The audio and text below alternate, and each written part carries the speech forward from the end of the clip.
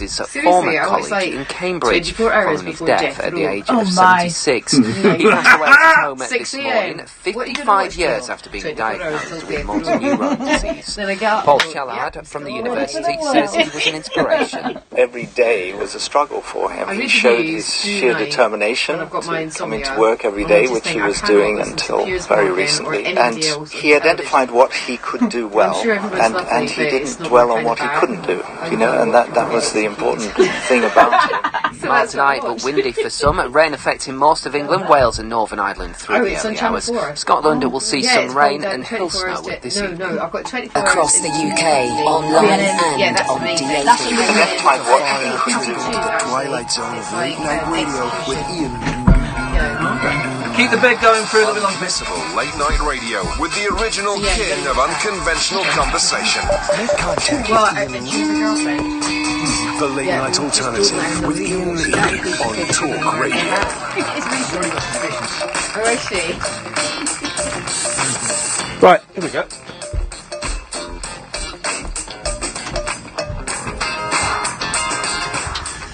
Hello, dear listener. Gosh, it's all go. It's all go this evening. We've got a gentleman in the studio fixing the computers. How's it going?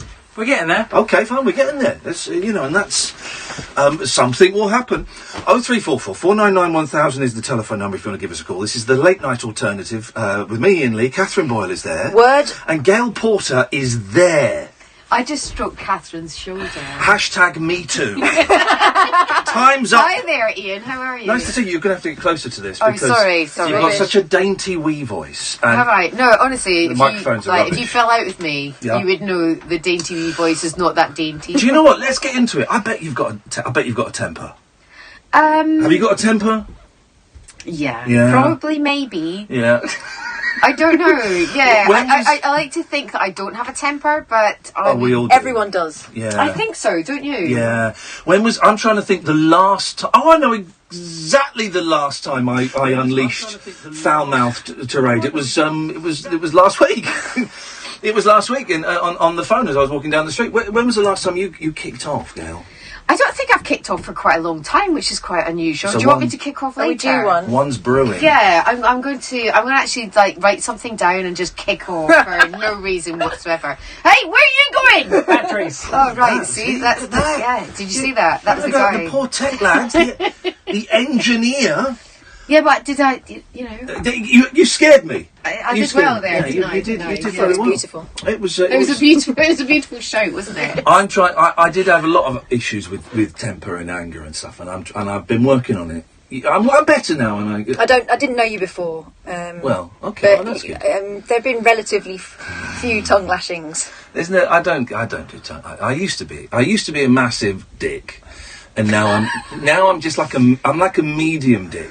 Now, I think. Well, I'm gonna just leave this to you two, and you can sort of go through it. I think everyone goes through times where they're angry or ups and downs and all the rest of it. And I didn't know you. Well, yeah, you made me cry a couple of times. I did make you cry. Yeah, twice. Was it twice? I tell you the one I remember. Let's get this out. Shut up. Yeah. Did you see that? I did that whole. That was a real. That thing is, listen, that was a real one. I remember one, and if I got this right, there was a program for Channel 4. It was a comedy lab, and it was called Vent, I think. And it was it the ventriloquist dummy that interviewed you? That was the one. It was Uri Geller. And you, the ventriloquist, and it was, do you know what? I've got it on VHS. Someone gave me a VHS tape of it the other day. I've still got a VHS player, so if you want to come back to my house and watch it and make me cry again. Well, I think it would probably make me cry, to be honest. I know it was mean. I don't remember what was said. If you can tell me if you want to tell me. No, it was fine. It was kind of like, it was the 1990s and everyone was trying to be funny and it was all very sexual and upsetting and, I didn't think it was going to be that sort of interview, but it was. But there you go, we're off. I'm still here. I'm just bald and it's all because of you. Gosh, wowzers. I'm so pleased. I had such a lasting impact on your hair. I'm genuinely, I'm sorry. What was the other one? What was the other time? Oh, I don't know. I think you must have confused me with... No, it was something to do with I don't even want to talk about it. Okay, well, I'm really sorry. No, honestly, it's not a problem. No, well, you know. It's just daft to even bring it up. No, you know what? Life is. I'm glad you have. Life is what it is. Yeah. And you're doing really good. And but you did great in the jungle. Honestly, I'm not just saying this. I couldn't imagine what I did Big Brother and you doing the jungle. I think Big Brother's harder. I think Big Brother is more intense, and I think Big Brother is meaner than the jungle. The jungle's quite mean, and a lot of it depends on who you're with. But I think Big Brother, in Big Brother, they really play up the goodies and the baddies, don't they? They really amplify those. Also, the producers are sort of the architects of people's dramas, aren't they? Yeah. So if it's getting too friendly, they'll throw a flipping... Is this my drink? No, that is yours. Okay, lovely. I'm not stealing from Gail. No. That's Gail's. But yeah, but that's the whole point, isn't it, conflict in Big Brother? I think so. No, exactly. I think it's with any of these sort of programmes, they know exactly what they're doing. They know how to, push your buttons. Exactly. So, but the thing is, I'm very emotional, and I take everything to heart. And when I went into Big Brother, I just thought, what, don't be so sensitive. And I'm sure when you went into the jungle, you probably, The plan are you was sensitive at any point? Yeah, the plan wasn't to burst into tears on day 3, but I did, and it was, it was. I just found it all so intense and so surreal. Well, I think that's the thing that people don't understand. Yeah. They can watch it from... Thank you very much for fixing our computer. You're welcome. Now get out! Come on! Oh, that felt good, girl. You're right. Poor guy. Oh, bless him. He just got home and he just had a meal delivered, and then he gets the call back to come back and fix the computer for this nonsense. I could have done it. Yeah, probably. I could have done it. Oh, no, now we're demeaning his years of training. No, I didn't mean it like that. Oh, my gosh, no, it's just like... Can someone give us a call, 0344 499 1000, A, to put Gail Porter in her place, and B, to just check that the phones are now working as a direct result of that young man's efforts. So how long were you in the Big Brother house for? Until the end. Oh, God! No, I think I was in until about 4 days before the end. Right, okay. So it just kept going and going and going. And it was fine. And do you know what? The people that were in there, everyone's different. Yeah. Laughing when I say everyone's different. It was tricky, as you know. You're stuck with people, and it was. The thing about that and the jungle is there's nowhere to go. There's nowhere to go. Well, exactly. We weren't allowed to leave the kind of main camp bit. We could go off and have a shower, but we had to have someone chaperone us. So you never had any moments on your own, and that's the same in the house, even more so because you're living in the house. You'd go for a shower and you could still hear everyone shouting and screaming at each other. So no matter what, and I'm kind of quite quiet. And you could just hear this noise 24/7, and they'd be arguing in the morning, arguing in the afternoon, arguing in the evening, and you're in the shower just thinking, make this stop. Yeah. And it just keeps going and going and going, and you can't move anywhere. But do you know what? It was an experience, and I knew exactly what I was getting myself in for. Yeah. And it was probably a little bit more than I thought I was getting myself in for. But it happened, and. I survived. You survived. I survived. I'm glad I did it. I'm getting lots of nice little, bits of work off the back of it, which wasn't the plan. The plan was to impress my kids. And what did your kids think? Oh, they loved it. How old are they? They're 6 and 8. And they loved it. And when I came back, they made little videos of them doing trials, and they were thrilled. But you didn't let them watch all the drama, did you? They didn't watch the soap opera. They just watched the stunts, the silly stunts. Well, my daughter didn't watch any of it. I said to my ex-husband, I was like, no. Really? No. How old was she? Well, it was 3 years ago now, so 13. 13, yeah. Yeah, I just said no. Big Brother, and I didn't want them to watch the soap opera because that's when the egos and things come in. And I think Big Brother is he is said that it's conflict, and my favourite thing. Not nice. I was my youngest, who was 5 when I came, 6 now, and he was playing a video game after I'd been there, and he did something badly on it, and he just went, "Oh Jesus!"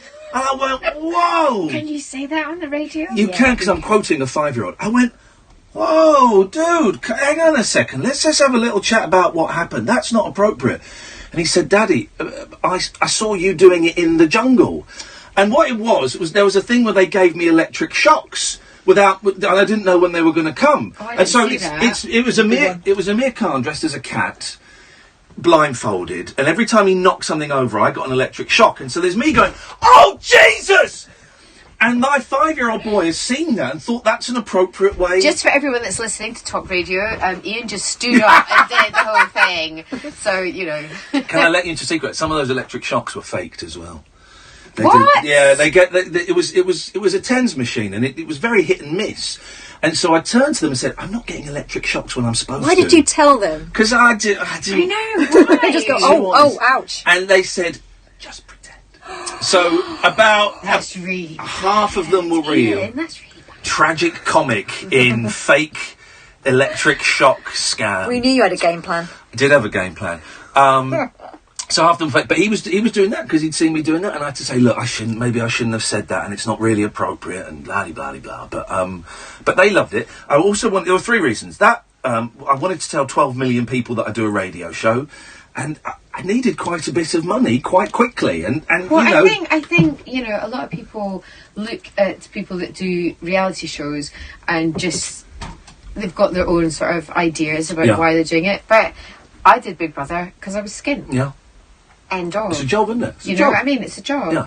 And the thing is, I am not sort of extremely qualified in anything else other than talking. And then sometimes when there's no talking jobs, you're kind of up the creek that begins with S and ends in IT with an H in the middle. Yeah. Well, it's not in the middle, it's this, sorry, yeah. But do you know what I mean? So you kind of like go, well, what do? You just keep going. And so, you know... But also, it's an experience. You meet people, and you just think, "Oh, wow, you're crazy." Actually, Did you stay friends with any of them? No. I think we talked about this on the radio. Did mention it, yeah, no. I mean, they were fine, but I'll tell you what fine means. Yeah. But I can't tell you on the air. Right, no, fine. But it means something insecure. Yeah, I'll tell you. Okay. Yeah, you know what it means. Anyway, so I spoke to a few of them, but I just think it gets to the stage that you just think, I didn't really want to make friends. I just wanted to pay the rent. There was an award ceremony on yesterday.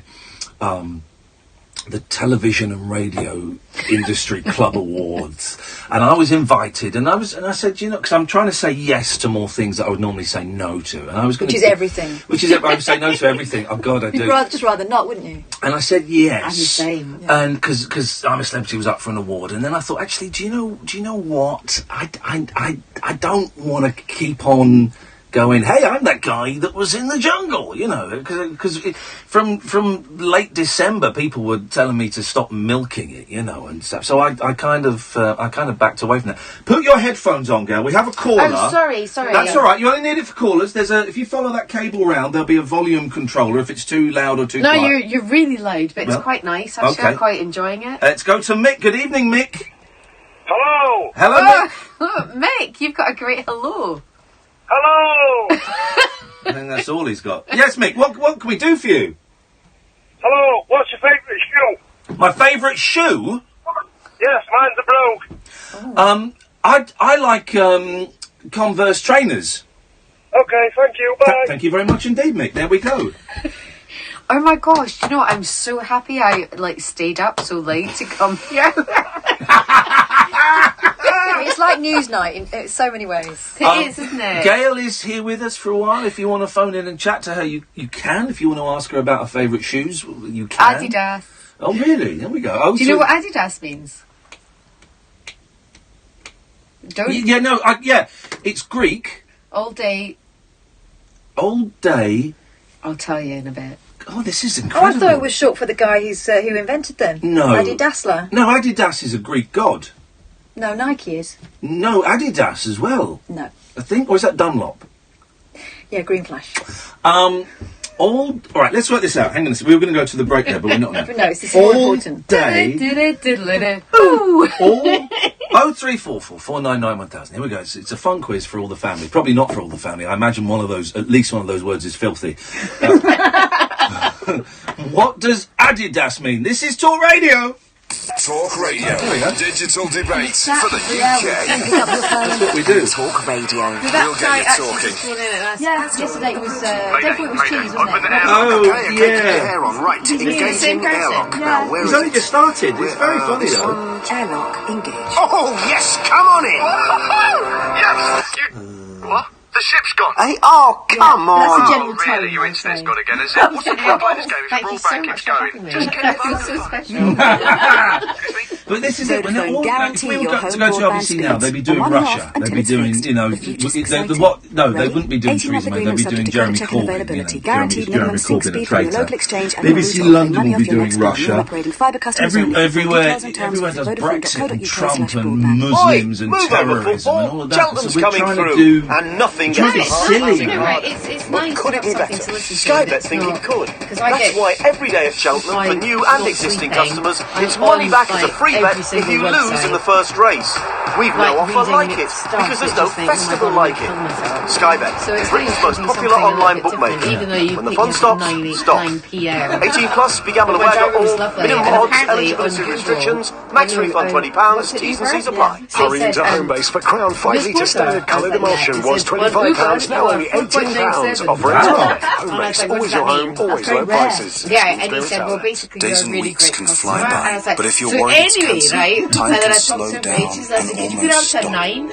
That's 4.79, why that'd with be Bupa great. Health He's like, no, you're Insurance, very you high. can call You're us very about high any on symptom Uber. of cancer without seeing your GP first. You're 3.5. You're a lousy Uber guest. In fact, I've actually got an Bupa Uber Health score. Insurance I'm just for like, living. wow. To I've find out actually more, rocked it. search Bupa. Direct access services may not be available for some underwriting methods, and you may need to It's provide working, yeah, evidence but that conditions are not pre-existing. Hey, you, and you, the rather brilliant British business leaders out there. I know you've got a gazillion plates to spin and uptillion things on your to-do list, but let me ask you this, Debs of Doggy Daycare Deluxe Newbury, and the team in yet-to-be-named tech startup Ipswich, who's taking the time to check your bank fees? Yeah, it's working. Someone's That's what I thought. sent Britain's in what better when Adidas means. business is thriving. At HSBC, I'll tell you our later. best tariff All promise day. ensures you're on the I'll right tell you tariff for later. your business Yeah, but every you year. can't say Search it, it's the one that I HSBC know. Business Banking Oh. to find out more. Back to the plate spinning.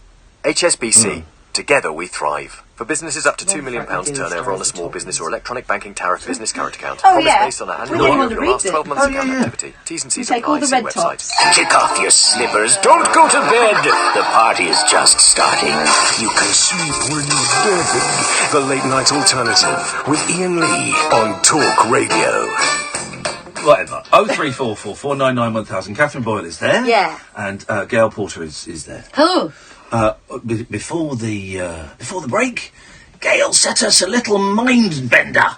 Gail, could you remind us, please, what was your mind-bending question? It was, what does Adidas actually mean? Oh, it doesn't, I don't know if it actually really means No. that, but yeah, you know what I'm saying. Well, Paul Devonish has tweeted, all day I dream about shoes.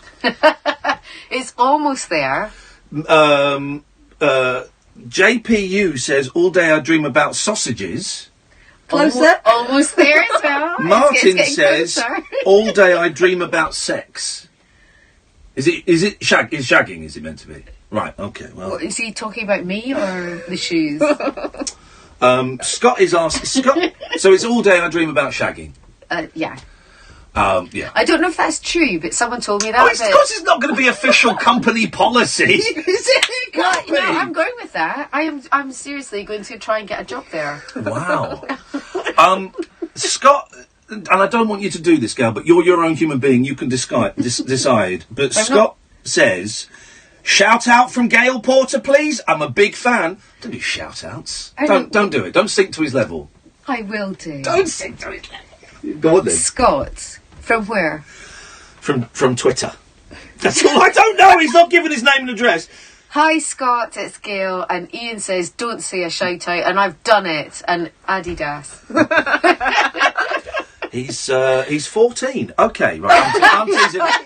I'm teasing. Don't say that. I'm teasing. Let's go. I keep touching this screen. Look like a trying to think of something clever to say. Chimp. Like a chimp. That's it. Yes. Thank you. That's really. Do you know what? I love you. Thanks. How do you survive without this gorgeous lady? Well, we'll find out tomorrow because she's not bothering to turn up for work. You'll and get sacked I'll again. do an excellent show and probably win an award. Ian is on the line. Good evening, Ian. Right. Oh, yes. Hello, Ian. I want to ask Gail something important. Okay. Oh, he wants to ask you something important. This is the right place. Ian, Pizza topping. Pardon? What's your favourite pizza topping? Oh, God. Here we go. I don't eat pizzas. Okay then, sandwich topping then. Sandwich filling. Sandwich topping? Hang on, what do you think this is? Eamon Holmes? Not yet. What's your favourite pizza topping? Mine, anything. Anything? What? Even like a dog turd? Depends if it's got loads of sweet corn. Right, get out of it. You dirty animal. disgusting creature. You don't eat pizza? Well, I do, but I just couldn't be bothered to speak to him. Private anyway, isn't it? It's private. Couldn't be bothered to speak to him. So, what do you do? So you What do you do? What do you do? What do you do, Gail? Remind me. I've seen you somewhere. We message each other now. Yeah. Not very often, but occasionally. But you do it. I'm up at a ridiculous time. I get to bed about 2:30, 3 o'clock. And you're also up at that time of night. Why? What's that all about? I've had insomnia for a long time, so I just can't get to sleep, and then I get onto Twitter, which is a really bad thing. I should really switch off everything electronic, but then I suddenly think, oh my gosh, there's a new horror film on Netflix, and I go, oh yeah, and then my brain just doesn't work like a normal brain, so it just keeps going and going and going. So it's great, and well, it's not great. That's a crazy thing to say. No, it's I deal with it, but I just can't stop it. So how much sleep do you get then? About 3-4 hours. Wow. But then when I do sleep, so if I catch up one day, I can sleep for maybe 10. Yeah. And you can call me. I will not know what's happened, and I'm out for the count. I'm happiest when I'm asleep. I love sleeping. How can you be happy when you're asleep? Because you don't know what's happening. Well, okay, I'm less miserable. When I'm awake, I'm miserable. When I'm asleep, miserable all the time. I am. But are you miserable all the time? I'm going to say yes, just to keep the image up. I've been having some. I don't think you are. I've been having some great dreams recently. Some great dreams. I had a really vivid food dream last night. Did you? Oh, oh God! We started off with it was Mike Graham that doesn't show on this station earlier in the day. I don't know. He must have been tweeting. He's one of these people that tweets his food, so that must be why it was in my head. I'm not obsessed with him, honestly. And it was like a 3-course meal, but so hang on, backtrack. I'm not obsessed with him, obviously. Me think seriously? of a lady. I mean, there's a whole lot of man and all, but I was obsessing about his roast dinners. Can someone tweet Mike Graham and tell him that Kath is obsessing with him and his roast dinners? What was it? What was he cooking? Sausages? Oh, it was fish to start with, and it was just great. And then it was some kind of meaty roast for mains. Meaty. Are you okay? Yeah. Oh no, I'm going to remember. Oh, it was great. It was great meat. Blushing. It was delicious. And what about you? Do you dream or? Yeah, I've got. I'm on metazapine, which just gives me the most insane dreams I've ever had. I would say they're incredible. What's that? Is that a antidepressant, anti-anxiety? It makes me put on a lot of weight, so I'm kind of cutting it down. But it knocks me out, and I just have these wonderful, quite terrifying dreams. But dreaming is exciting. Oh, I love dreams. I keep a wee notebook by my bed. Yeah, I keep a notebook by my bed, and then so if I wake up at if I manage to sleep, and then suddenly something bizarre will happen, like maybe I'll see my mum, or and then I don't know, I've turned into a dragon, and then I maybe ate you or something. Right. But yeah, that's tonight's installment. Yeah, that's and I write it all down. Has anyone ever? I'm going to say something that sounds stupid, but maybe there's something in it. Has anyone ever met someone in their dream properly? Do you know what I mean? Do you know what? That would be my most amazing thing in the world ever. Yeah. That you kind of have this, and then suddenly, you have this out of your, you're fast asleep, and then you see something, and then it happens in real life. How amazing would that be? Amazing? And you'll get, wasn't it, it was the lady that used to present the one, Christine Bleakley. Yes. She predicted 9/11. This is true, Christine Bleakley. Shut the front door. I don't believe you in the Slaters. This is what I do not believe you in the Slaters. And then Frank Lampard. Yeah. What? What's next? This was in the papers the other day, and we all know the papers only print the truth. She came out and said, that she predicted 9/11, but she didn't tell anyone because she didn't want to sound crazy. Well, then she's as responsible as those terrorists. She didn't tell anyone because she had to get up at 6 a.m. But then she predicted something else. Yeah, and that wasn't a dream. I remember this Loose Women instalment. Yeah. This is a joke, yeah. No, it's true. She thinks she's got the gift. She got the shine. Oh my gosh, are you serious? Yeah, she's walking down the street with Frank, and she saw some scaffolding, and she just had this overwhelming feeling that it was going to come down. Yeah. So she moved him out of the way just as it came down. Saved his life. Swear to God, man. There's stuff out there, Gail, that we... Someone better stick some electrodes on her, because there's some tests need doing. I reckon she poisoned those Russian dudes. She knows something about it, for sure. But if you fell asleep and you met you, Gail, in a dream, right? And we were like in Nando's and we were just like talking and stuff. And then the next day you woke up and you texted me. So I said, I had a weird dream that we were in Nando's, and I went, what did you order? I ordered the chicken wings, the mixed ones, yeah. And I go, no, were we talking about submarines? And you said, yeah, and we both met in the same dream. That must have happened. It probably did, and then we knew that there was like some sort of scientist that cut someone's head off. I don't mean it must have happened to us, but it could do tonight. Yeah, you never know. I want to go to one of those dream laboratories. Oh, I'd love to. And you know, the sleep. Yeah, the sleep clinics. Yeah. Yeah. I'd love some of that. I'd love a bit of that. Anyway, let's go to... No, I haven't stopped talking. No, I'm joking. I don't think you can book into those, can you, the sleep clinics? They have to invite you. You've got to... Just turn up with us. I've been invited. Have you? Yeah. Oh. Can you hook us up? Can we all go? Hook us up. And there's a pause. Let's go to Jamie. I'm just riding the pauses, Gail. Jamie, don't be mean. Hey, Jamie. Hi, guys. Oh. It's Jamie and Joe. We called up last week. Hey, no. Joe would drink Joe Swash's urine for £1,000. That is disgusting. Exactly How? I'm hoping everyone forgets that I said I'd do it for 500, and then he phoned up. Yeah. How was your wonderful holiday away? Amazing. Oh, It was so good. So much pizza, and I'm not going to ask you what your favourite topping is. When it comes to pizza, I'm a classic guy. I just like the cheese and tomato. No messing around. The margarita, I believe it's called. I do agree with you, Ian. Thank you, Joe.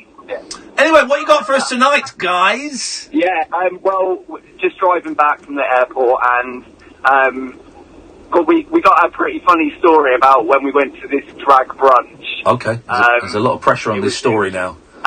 You should have just said we want to tell you about, but now it's a pretty funny story. Okay, well, it's a bit of both. I tweeted you guys a picture a few days ago of us with some of the drag queens. Okay. Oh, I didn't see that. No, I think I've muted this You must guy. be blocked. Yes. I'll retweet you it again. Okay. Okay. Yeah, you have to see it at some point. Yeah. If you've ever been to it before, I don't know if you've ever seen a drag show or a one in New York especially, but they're pretty hilarious, and I ended up getting a lap dance from a 7-foot black guy, which was the highlight of my entire holiday. Here's the thing though, the New York drag queens, we talked about this, they look hot, man. Mm-hmm. They look hot. There's some excellent drag queens in San Francisco. Yeah. Like Halloween as well. Yeah. Wonder Woman, 7 foot tall, amazing. Wowzers. There was a couple that just passed. Yeah. So there was just this one guy couldn't even put a pair of heels on. He had like his black trainers on. Oh no. And he was so largely built that he also didn't need to have any fake boobs. Oh god, it was awful. Wowzers. Sorry, just the funny part of this story was. Oh no! Jamie, I was hoping you'd seen the tweet. I hadn't seen the. Send me the tweet again. Listen, I'm going to go because it's not a great line. 0344, and it's vaguely offensive. 0344 499 1000. This is Talk Radio. Driving home with Eamon Holmes. Your number one drive time destination. High revving radio with Eamon Holmes. Showbiz news, current affairs, big names, special guests. If it's happening, we're on it. Get home with Holmes. Driving home with Eamon Holmes. Weekdays from 4 on Talk Radio. Whispering lunar incantations for cross-parents, cross-dressers. Did you know this about me? And cross-rail workers. Steel and polycarbonate. The Late Night Alternative with Iain Lee. I've got a very poor internet connection. On Talk Radio. Okay. The first. Right. Now, Jimmy is saying we thought Adidas was after dinner. I did a poo. Wow. Okay. I'm really sorry I brought this up. No. Well, now we've got our first complaint of the evening about you, Gail. I met Paul says I met Gail Porter once at a filming for. Well, he says TGI Friday, but he means TFI Friday, wouldn't he? Yeah. At the bar after the show. She told me to take the mickey out of Chris Evans's crocodile shoes and he will give me a free pint from behind the bar. I walked to the bar, passed comment, and he told me to F off. No pints. Well, I don't remember that at all. But if I did do that, I'm giving myself a high five. That's a great one. Lovely stitch. Why would anyone believe that? Why would anyone? Oh yeah, I'll go and take the mickey out of a known, very angry man's shoes. That'll go down well. No, I never said that. Good. I don't think for a second. But do you know what? I'll have that story. I'll take that. Yeah, I'm sure we all get story. Well, you must. No, maybe. God. No. I get confused with. Hang on. Who's banging around there? Hello. Oh, do you know what? I used to do a ghost show, so it's probably like. Oh. Yeah, I think that's probably it's beyond. What it is. Oh, it's Ricardo, are you dead? Oh no. Hi Ian, how are you? Okay, I'm okay, Ricardo. What have you got for us tonight? Hi Kat, hi Gail. Hi Ricardo, how are you? Yeah, not too bad. I just wanted to say, sorry, waxing a little bit lyrical, but thank you so much, Gail, for, the Houses of Parliament projected image. Seriously. Mate, come on. Is that the best you've got? Really? Come on, man. Well, Ricardo, as long as you're happy. When are you ever going to get the chance to speak to Gail Porter? Well, you might see her in home base. Oh no, B&Q. Oh, is it you were B&Q? I used to work in B&Q. I had a dress that said Gail, happy to help. Why did you change your name to Porter?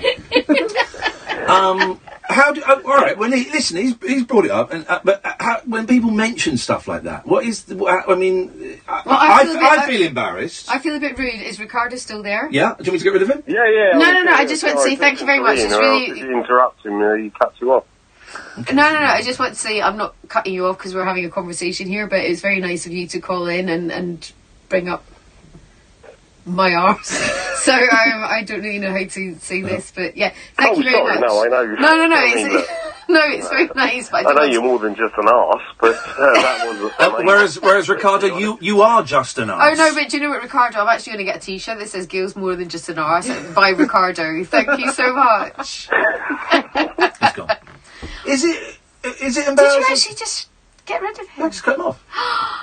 Ricardo, I'm so sorry. It's not you. Why? He's used to that kind of treatment. They all. Oh, Ricardo. They love it. Okay, well, Ricardo, thank you. Yeah. Anyway, sorry. Is it I feel embarrassed that was brought up. Does it make you embarrassed or? No, not really. I kind of get a little bit rosy. Can you see my cheeks? Yeah. I get a little bit rosy, but no. It happened, and I think the more embarrassing thing is that my daughter's going to be 16, and she's kind of looking back and going, "You did what?"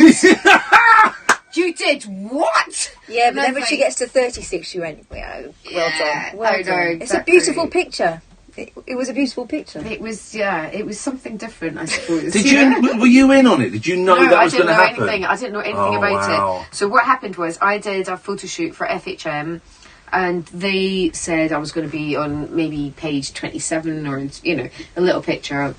So I did this picture, and then I got up in the morning, I was in the bathroom brushing my teeth, and I heard my name on BBC News.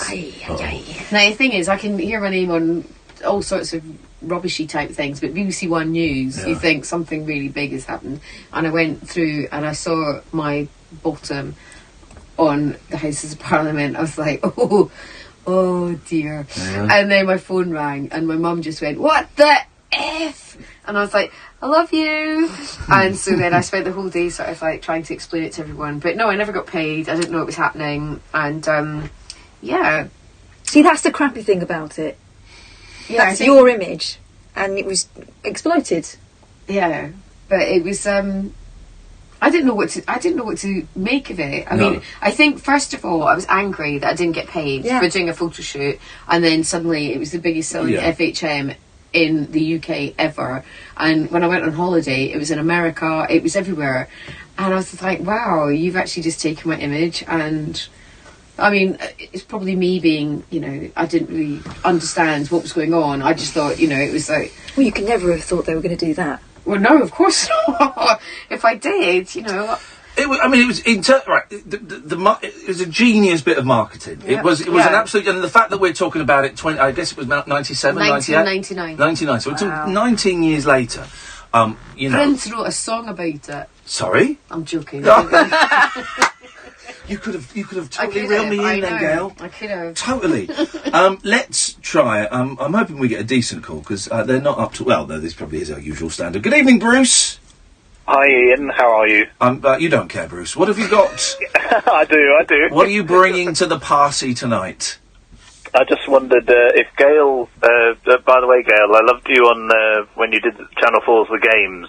Years ago. Oh my gosh, Bruce, that was a long time ago. Thank you so much. What was remind me what the game was? That celebrities doing Olympics? Oh, Bruce will tell you. Sheffield. Yeah, it was set in Sheffield, and they had about 8 or 9 celebrities, and they lived in Don Valley Stadium for a week or so, and they had loads of different Olympic-style games to play. Wow. And basically, I was rubbish, wasn't I, Bruce? I was terrible. You were brilliant, I thought. Oh, well, do you know what? Thank you so much. But I think I ripped my hamstring. I was so unwell. It was great, but it was a great idea for a show. But I think Mel C from the Spice Girls, she tore 3 ligaments in her knee. Wow. So she was out of action for a year. Wow. Yeah, and there was somebody else. I mean, everyone had injuries galore, and then they scrapped the show. There's, I didn't get off it. I'm not cutting you off, Bruce. I didn't get off it, but I went for a meeting last year for the jump. So did I. Did you? Yeah. And I've never. God, they must have been desperate if they wanted me and you. I know. I've never been in a job interview where I've had to say, and then they said, "Have you got any questions?" Yeah.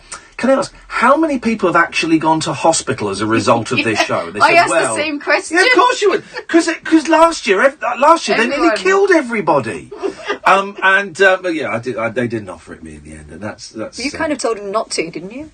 Oh no, I did. You're right. For that one, I did. I told them I didn't want it. I'm not the man for this job. I said to them in the thing. I said, look, if I'm completely honest, I don't really want to be here, and I'd be doing it for the money, and my agent thinks it would be a good idea, but it's not my cup of tea. And I just said yes, and they just turned me down. Well, this is the thing, because I've said yes to that thing where you go for an interview for a job where it'll be you and other celebrities, and I buy into that whole thing so much and invest so much emotion into it, only to then turn on the television 3 months later and the show is on with other people, and I don't like that anymore. Celebrity Hunted, they wanted me to do, and I kind of bought into that. Anyway, Bruce, go on. I just wondered, Gail, if you could choose between Strictly Come Dancing and Dancing on Ice, which one would you choose to go on? Oh, do you know what? I mean, both would be horrendous for me, because I'm like a wee elephant, so I've got no coordination. But I would probably have to go for Strictly Come Dancing, because if I did Strictly Come Dancing on Ice, or whatever it's called, Dancing on Ice, I would probably end up killing someone with the whole blade, and I'd just I'd fall over, and then I'd slit someone's artery, and then they'd die. Gosh, you really thought this through. I've thought about this for ages, Bruce. Seriously, do you want to be my agent? Well, if I could, yeah, totally. But the only worry I've got about Strictly Come Dancing is with my baldness. Yeah. How would that work? You know, when they're always flicking their hair, and if I had a wig, and what if it came off midway? That's how you start the set with the wig, and you just flip it off. I mean, it'd be great because obviously I'm not going to be in hair and makeup as long as everybody else. So I should do that. Well, if you wanted to wear a wig, the magic they do with boobs on that show and sellotape, you know, that's there, and they stay up for the whole. There's a different thing between boobs and having hair. Is it? Okay, I'm bit different. I'm not that Is okay it? with... I love the fact he's like, is there some sort of difference between boobs and hair? Yeah, there's kind of. Okay. If it falls off, it falls off. What if I was doing the ice thing and then I fall over my wig and then I killed someone? Again, back to that killing. That's You're watching too much true crime. It escalates very, very quickly. No, but it's because I used to work on Taggart. Sorry, what? I used to work on Taggart. Did you? Yeah. Is this another Prince wrote a song about me? I don't believe the words she's saying. I swear to God, I used to make tea on Taggart. So this is my best thing. Seriously, look at me. Right, don't look at me that much. But so I used to have to make sandwiches for the old age pensioners. You made what? Sandwiches. Sandwiches, okay? Stop being racist, Catherine. She pointed out earlier before we came on air. That's what it was me. Yeah, sandwiches. Sandwiches in Scotland. And so I was making sandwiches for the OAP extras in Taggart, and so they'd all come out after doing the wee scenes and they'd say to me, so Gail, what do we have for our sandwiches today? And I go, well, it's either cheese or ham. And they're going, we got better choices on Take the High Road. I'm like that. Fine. Go back to Take the High Road. So how did you go from making sandwiches for grumpy old Scottish Because men? it went from like dancing, ice skates, murder, Taggart. Oh right, sorry. I'm now asking a career question. How did you go from that to being a presenter and doing all kinds of bits and pieces? I was a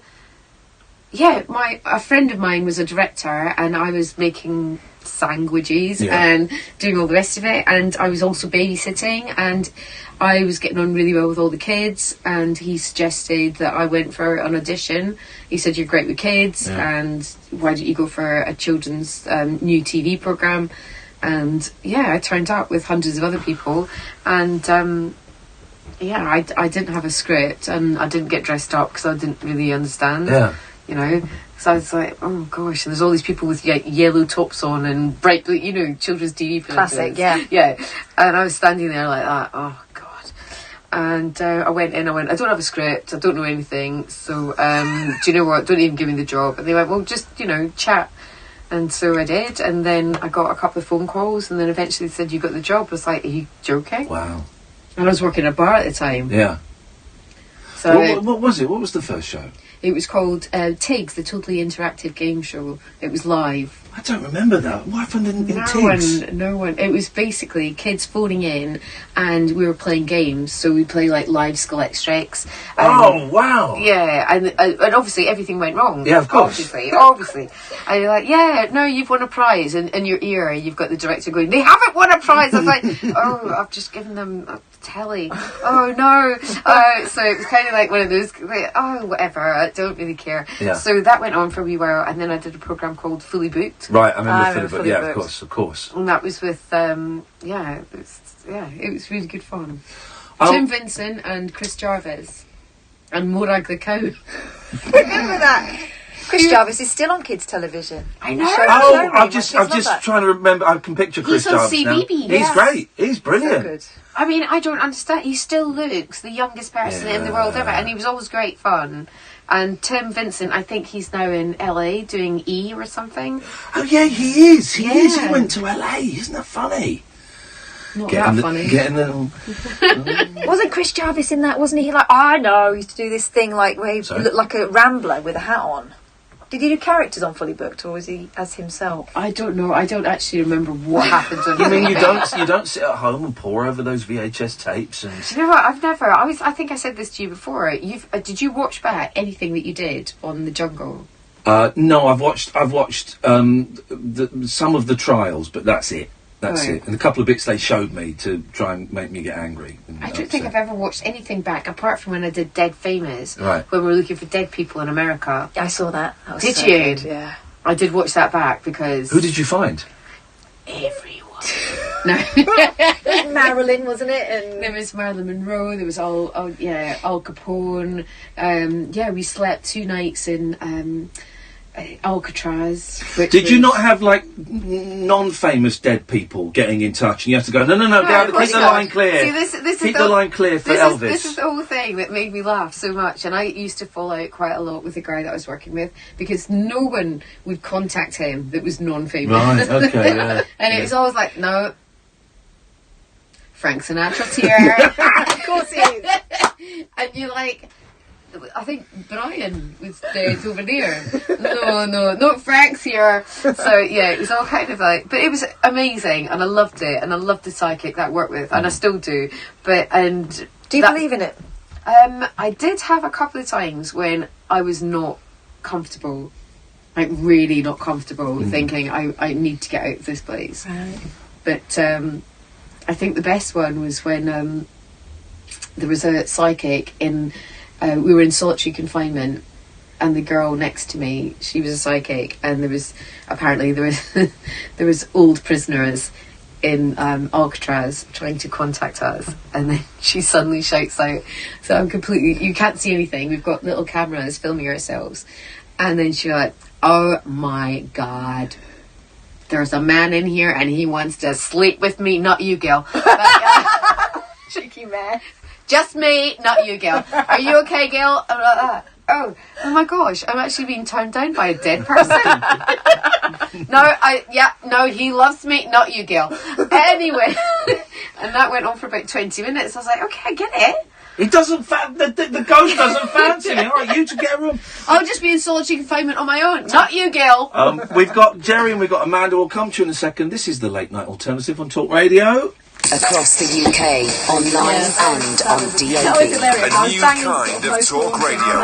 We'll get you talking. We are. Do you know what? I love it. I'll do it again in a second. I think the thing is, you actually put yourself in the driving seat with the dedicated Sky Sports F1 channel for £18 a month. Watch every practice, qualifying and race live. Now with free HD. So if you love F1, only pay for F1 for £18 a month. Search Sky Sports F1. Require Sky TV subscription. Free HD for 18 months with Sky Sports. Thereafter HD £6 per month. Offer ends 28th of June. Further terms apply. I've been thinking about car finance. Do you know what? We should have a night at the Tombs. Have you ever been to the Then they give you the finance options. Oh my God, it's under London Bridge. That's not an option. It's the best thing rubbish. ever. My friend runs it. It's time someone thought of a better way. Honestly, they have. Car finance 24/7. They're independent. So what it does, it's a little bit like the dungeons. So you wander around and you're you love it. And then people jump out and scare you. No, it's worse than that. You shit yourself. It's worse than that, she says. It's worse than that. So you go upstairs, you do the whole sort of, Cast your mind back. Were you ever contacted out of the blue for a pension review? And then you go downstairs. Were you advised to move your work or personal pension into a SIP, self-invested personal pension? Yes, I was. You could be due thousands if you were missold. Money redress trusted pension and investment selling, who manage the whole claim for you on a no-win, no-fee basis, so you can't lose. Call Money Redress on 0800 5 20 20 20. And then this woman's going, I'll look after honey, don't worry. No, okay. They want 1,000 of the red dress, 50 now, with clowns. That's wonderful. But not sure I've got 50 in stock. I'll get Car on. Me and Kat will do it, yeah? No, I can't do it. Seriously? My kids wouldn't do it, but me and Kat will do it. No, you've got to. Come with me. You got your tablet? Come. I can't do it. I've done one of those twice. Want to do more with less time? No, you wouldn't have done anything as scary as this. She's hyping it up. It's a little bit of fun. I actually can't. Vodafone Business. Terms and conditions apply. Working for yourself. Being the boss, setting your own hours. Every day is bring your dog to work day. Bet you didn't say Oh my God, it's so brilliant. Send customized invoices. I'd love to, I love stuff like that. And when they've been sick, paid, or overdue, so you can stay on top of your cash flow and get back to more enjoyable things. QuickBooks, backing you. Available now for up to 50% off your first 6 months. We went on a ghost, we went to Brighton. It was the crappiest ghost train. We went on a ghost train to rubbish. But you Brighton Ghost, are you call them joking? every That's name the under the worst sun. one in the world. It's awful. Everything Bring just them down sits a up. peg. It's Tell like you stuff you never thought you'd tell anyone. But just that after you operates? passed it as well. So it's really slow, Say what you creaky. feel like saying. Except I love you, man. And I'm not going to let you drink drive. Can you type something on this screen to make sure that this chat is working? Drink drive. I've got, Think. There we go. Mother of all talk shows with George Galloway on Talk Radio. We'll get you talking. Listen up, comrades of the world. Unite. Our glorious leader, George Galloway, was the mother of all talk shows. The switchboard is lighting up. Controversial conversation and cutting-edge current affairs comment with the notorious B.I.G.G. Listen, this guy's a nightmare. He's not a great guy, folks. The mother of all talk shows with George Galloway. Friday night from 7 on Talk Radio. Tiny dino hands. Closing time conversation for taxi inspectors, taxi drivers, and taxidermists. Great big talk for the wee small hours. You've been trolling me big time, mate. The Late Night Alternative with Iain Lee on Talk Radio. 03444991000. Catherine is here. Gail Porter is here. Hello. That's Scottish for a hello. Yes. My granddad was Scottish. He was from Aberdeen, and he was also he liked drinking a lot. And the Aberdeen accent, as you know, is very thick. Do you know what? It's really difficult because even I can't understand the Aberdeen accent. And I'd be like 6, 7 years old, sat at his feet on a Sunday, and he'd just got back from the pub, and I couldn't. And I'd sit there, and it used to upset me because I couldn't understand what he was saying to me. And he'd be chattering away, and I'd just be going, and then I'd run off crying. My poor granddad. Oh, but granddads are the best. Did your grandpa ever eat dry roasted peanuts? I guess so. Yeah, my grandpa used to. Do you know what my grandpa's name was? Horatio Walter Stanley Twiddy. Wow! Let's get all the old-fashioned names and give them to one guy. That's brilliant. I know. Horatio Walter Stanley Twiddy. Fantastic. I know. What are you up to at the moment? Nothing. Nothing? No, I'm joking. No, I'm writing a book and I'm hanging out with you. Yeah. And, I do vintage TV, so I've done some stuff for vintage TV. Vintage I like is great. vintage TV a lot. And I do the Butlins. Now, tell me, because I saw references. Yeah, so what is it that they do at the Butlins? Well, they do like a 90s weekender or an 80s weekender. Yeah. And when I first got the call saying, would you like to do a 90s weekender, I thought, oh my gosh, really? Yeah. Butlins? I've never been to Butlins in my life. I have never had so much fun in my entire life. Yeah. I think we had Visage, we had Frankie Goes to Hollywood. Oh, man. And we were all hanging out afterwards. Yeah. But the nicest thing is, it's like the people that actually buy the tickets to go there, they are just there for the weekend with their wife or their husbands, or it's fun. Yeah. And it's not like, you're going to go out in the middle of London in the West End and think, is there going to be a fight? We need to get a tube home. They're there to have a laugh. They are there to have a few drinks and dance to great 90s music. I've never had so much fun in my life. It's a great... If those don't know, it kind of plays old music and some new music. And there's loads of live. I mean, they had Human League there. Yeah. They had, and it's great. And everyone's just dancing and having fun. There's one guy that runs it. I can't remember the gentleman's name. There's a guy that runs... Because I met him, because I've done a couple of things for them, and we went and saw the Bare Naked Ladies do a session for them. That was a vintage TV. Incredible. It's a great... I can't work out how he turns a profit and how he manages to do it, but it's a cracking little channel. Yeah, I've got no idea, but I mean, it's a great channel, and I think he does it for the love of music. Oh yeah, which is brilliant. So I just did a thing down in Camden, like some of the guys from the Sex Pistols. I introduced them, and do you know what? Yeah. I think not that I'm getting old, but there's something really nice about going back to old school music and live music, and I just sort of watch what my daughter's going, she's watching MTV. Well, she doesn't watch MTV because she's not really that, she's not that dumb. But it's just like it's like videos of rubbish and people getting injections in their backsides, and you just think, do you know what? Well, hang on, you watch loads of murder programs and documentaries. Murder's good. Sorry, let's go. No, only because I want to be a detective. There you go, Gail Porter. Murder is good. No, as in I'm going to solve it. Hello, Amanda. Hello, hi, good evening, Gail. Hi, Amanda, how are you? I'm good, thank you. And you're Scottish? I am, yes. From where? Glasgow. Oh, I love Glasgow. Yeah, so firstly I just want to say I think you're a lovely, lovely person. It's such a pleasure to hear you tonight and to watch you on Periscope. And She's making it sound... I thought you said on a telescope. I thought you were actually watching me. Right, sorry. She's making it sound very, very sinister, though, isn't she? I know. Yeah. Anyway, Amanda. Sinister. Oh, well. And, so you're down south, so I was just wondering, do you miss anything from Scotland? And if so, what do you miss, if you do? Oh, Amanda, I miss everything about Scotland. I miss the people. I miss being extremely cold. I think everything about Scotland just makes me happy. I mean, I do love being in London, but, you know, it's sort of like a daily grind in London, you know, tubes and, you know, transport, whereas in Scotland you kind of can walk from A to B, and people are just amazing. So, and I miss you, Amanda. Oh, of course. Great stuff. Thank you very much. Bye for now. Bye. Thank you, Amanda. Let's go to Jerry. Good evening, Jerry. Oh. I'm trying to ring you back. Okay. Well, you take your time. Are you going to ring us back? Yeah. All right. We'll speak to you a bit later on, Jack. Obsessed. Take care, mate. Okay. We'll speak to Jerry later on. Do you want to go home, or do you want to stick around for a little bit longer? I mean, I'm not fussed. It's up to you. You're not fussed? Way to make her feel like she wants to stay. Yeah, Gail, I don't even care. Do you want to go and solve a crime, or do you want to stay here? Stay around for a little bit longer, because I do want to speak to you about murders. Okay. Because I've got one that I'm hoping you can help me with. No, I'm not at all. But I could do that. No, do you know what? Yeah. One of the weirdest facts was that Taggart actually never said there's been a murder. Who said it then? No one. Mike Garwood or it's like Jim Bowen never said super smashing great.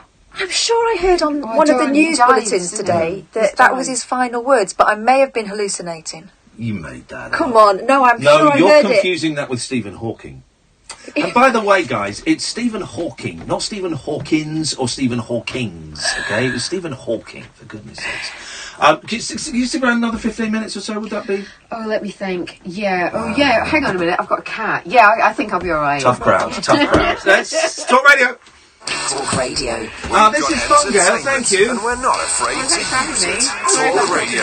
Brighten up your mornings and take a brilliant break with Mike Graham on Talk Radio with the Sun Holiday Shop. Great value breaks all year round. Listen to Talk Radio every weekday morning from 10 for 3 hours of fabulous features, great value guests, and quick-fire calls on all of the day's top talking points. Don't miss Mike Graham every weekday morning from 10 on Talk Radio with the Sun Holiday Shop. Great value breaks all year round. Go to thesun.co.uk/holiday shop. At Wren, we put our heart and soul into every kitchen. But don't take our word for it. Your Home magazine voted us Best Kitchen Retailer 2018. Visit today to find out why. Mission Control, this is Explorer. Do you copy? Copy that, Explorer. You're coming in too fast. We're not going to make it, Jack. I'm getting your son. It's the last thing I do. Do you mind? This is the best bit of the film. Hey? Connecting? What does that mean? It means you can't stream the film because your broadband's too slow. Why don't you just get Vodafone? But Why don't you I'm get not going Vodafone? down that thing. I've got Vodafone, Can't do mate. it, I'll actually die. Go on, man, that'd be funny. No, I'll die. Vodafone guarantee I'll your die. home broadband speeds, or money off until it's fixed. The future's exciting. Ready? 18-month agreement subject to credit check and availability. Ultimate speed guarantee or claim money off your next bill. New and upgrading fibre customers only. Terms apply. Visit vodafone.co.uk/broadband. Hurry into Homebase for Crown 5-litre standard coloured emulsion. Was £25, now only £18. Offer ends Monday. Homebase, always your home, always low prices. Excludes clearance outlets. I start with an O. I end with a Y. I'm the second biggest preventable cause of cancer. What am I? This is too long, this music. Yeah, it's probably been tested. Did you guess it? The biggest preventable cause of cancer after smoking is obesity. Search Cancer Research UK Obesity for the facts. I think the job of being a teacher is so rewarding in so many ways. The connection between you and the whole class, that's still unbeatable. When my pupils are successful, it feels incredible. I think the greatest thing for me is seeing the pupils that I teach love the subject as much as I do. I don't think there's any other job where you get the same satisfaction. That's why I chose to teach. You could get £26,000 tax-free to train. Search, apply to teach. Selected subjects only, subject to eligibility. Across the UK, online and on DAB. Talk Radio, on the hour news headlines. Good evening, I'm Carl Hartley. The US says it believes Russia was behind the nerve agent attack in Salisbury, telling the United Nations the Kremlin's crime is worthy of action. A meeting of the Security Council has taken place after Theresa May earlier kicked 23 diplomats out of Britain. Security Minister Ben Wallace says the PM's response is fair. They used this weapon, a horrendous weapon, by the way, that could have killed all of us, certainly could have killed us out on a Sunday afternoon in a pizzeria in a cathedral or a market town. And I think that requires a very strong and robust response. Moscow's ambassador to the UN, Vasily Nembenzia, insists they need evidence. We demand that material proof be provided of the allegedly found Russian trace in this event. Without this, stating that there is incontrovertible truth is not something that we can take into account. Administrators for Toys R Us say despite making every effort and attracting some interest, they've failed to find a buyer for the chain. All remaining 100 stores are closing, with the loss of 3,000 jobs. Students and teachers across the US have abandoned their classrooms 1 month on from the Florida school shooting. You're good. They walked out for 17 minutes, one I'm not talking too much. Lost. Thousands of people took part, including... No, talk more. This is why I come here. And at this point, we're ready to start. I'm just checking that you're okay. Not going to school and start protesting more and more and getting everybody out here until the point where they realize that, okay, this isn't a joke anymore. Try and dash back to see my son's assembly, then try and sleep, then go to parents' evening. And Erica Bristow, the former the next 2 days are busy, but then I'm off next week. I've booked a week off. Jim Bowen, who's died at the age of 80. Bowen was a regular on TV screens with the game show Bullseye just on your own. in the 80s and 90s. I've got a couple of friends. Mild tonight, but windy for some. Rain affecting most of England, Wales and Northern Ireland through the early hours. And if you want to come Scotland and join me for any of it, you're welcome. So I think they might come for a bit of it, yeah. The late night alternative. Yeah, it will be nice. I don't do it that kind of straight. Here we go. We have ways of making you talk. What? Okay, Sam. You're fired. But before I fire you, just assume there's no beds for now on. Here we go. Here we go. Look. These are the kind of. I'm going to read this. Okay. Don't seriously. Sorry, what? I'm Gail. Just to let you know. Oh, Gail Porter's here. Hello. You and Gail Porter would make a nice couple. You are both in the same situation involving your mental health. Ask her out for a date. Because that's how it works, guys. Nuts attracts nuts. Oh, do you know what? I love people. Oh, do you know I hate people? I really hate. I struggle with people. No, you don't. I love people. I struggle with people. I've written a whole book about being sectioned. Oh yeah. Is this the book you're working on now? Yeah. Right. Well, it's not the whole book about being sectioned, but I think that people are so quick to judge people when you know, everyone has bad times. Yeah. There's not a single person that you're going to sit on the tube with or sit on a bus with or walk down the street with that has not had either a bad morning or a bad afternoon and you know, sometimes it's more prolific and people know about it because we talk about it. I've talked about it, you've talked about it. And it comes out, and then so are we getting married? Is that what the thing According is? to Tony and Slough, it's the OK magazine. Let's get those guys on the line. Would you know what we could do that? Just get the cash and then get divorced. Oh my gosh! And then we could do the breakup and the reunion. This is it. We're quids in, Gail. We are quids in. Yeah, we are. I should have thought about this before. What was I thinking of?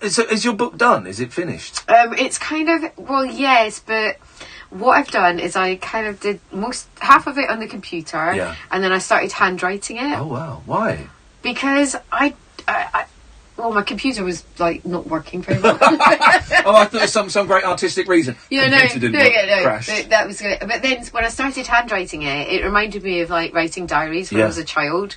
And it actually meant more to me when I was handwriting it. It's a different experience. Yeah, and so I've got a book beside my bed and I would just handwrite things. Yeah. So there's loads of stuff that's in there that I would probably never ever publish. Yeah. But it's, you know, it just reminds me of things. So yeah, I just did that and I think the publisher's going to go, what? What the hell is this? And there's some drawings and... Is there?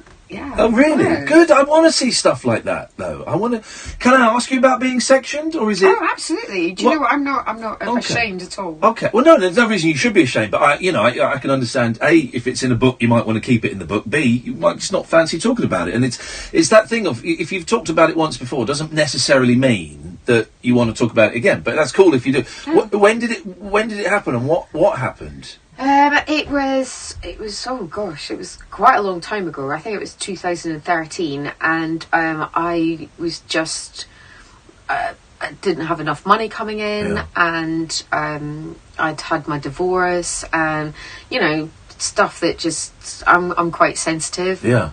And it was just piling up, and then I made a phone call to an ex, and I just said I don't think I can cope, and instead of him coming to talk to me, he called the police saying I think she's going to kill herself. Wow. Which I wasn't, and that was never in my agenda.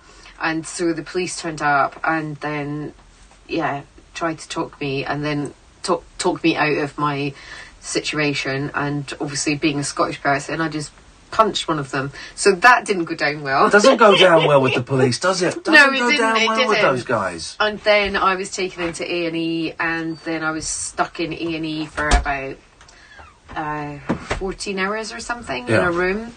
And by the time 14 hours is over, you were raging. Oh, raging. Yeah. And they were like, "How do you feel?" It's like, "Are you serious?" Yeah. So my anger kind of went out of it, and they said, "Oh, you don't have your mother, you don't have anybody, so I think it's probably best that we section you." So they put me into section. So went there, did that, and met some really incredible people. I bet you did. Yeah. What is it? What is it like? So it's in a secure hospital. Yeah, you're kind of like put into. Well, it was the time when they were running out of money. Right. And so I was put into this secure unit with a lot of other people. Some were extremely bright and wonderful, and there was other people that were obviously, suffering. Yeah, of course. I mean, it was a whole different bag of people, and then so you just sort of.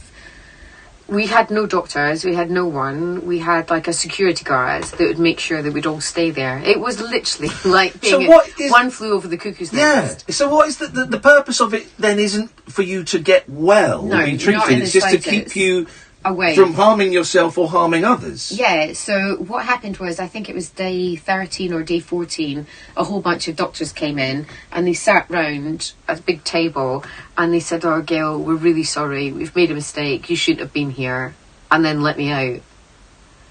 And so it was kind of like, you've spent 13 days with people that have problems and I knew I was depressed, but I didn't know I was that depressed.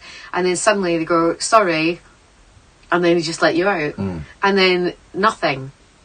No, can you speak to someone? Can you talk to anyone? No aftercare, no phone numbers, no appointments, nothing at all. I remember going into this is like the most vivid memory. I went into Marks and Spencer's to buy a sandwich with a G, and it was like one of the most amazing things that had ever happened to me. I was like, I've only been locked up for 13 days.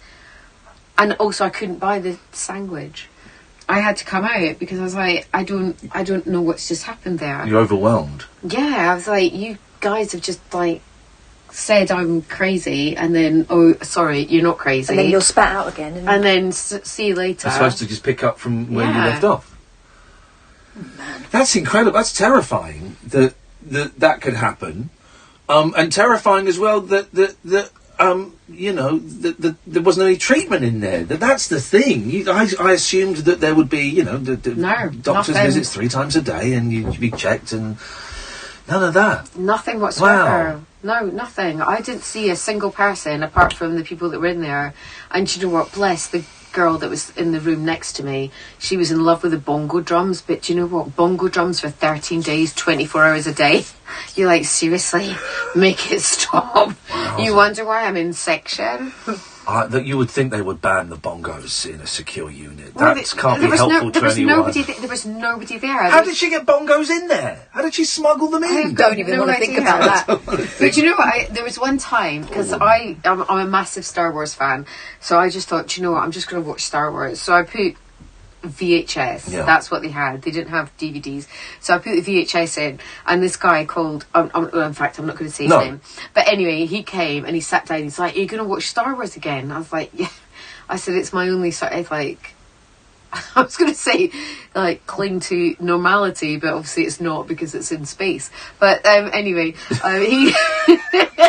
he sat next to me and he's like, "Can I watch it with you?" And I was like, "You have to kind of go and have a look in the mirror." And he's like, "For what reason?" I was like, "You have got no clothes on." Oh, dear. So apart from that, it was really good fun. Sounds like a great laugh. Yeah, but you know what?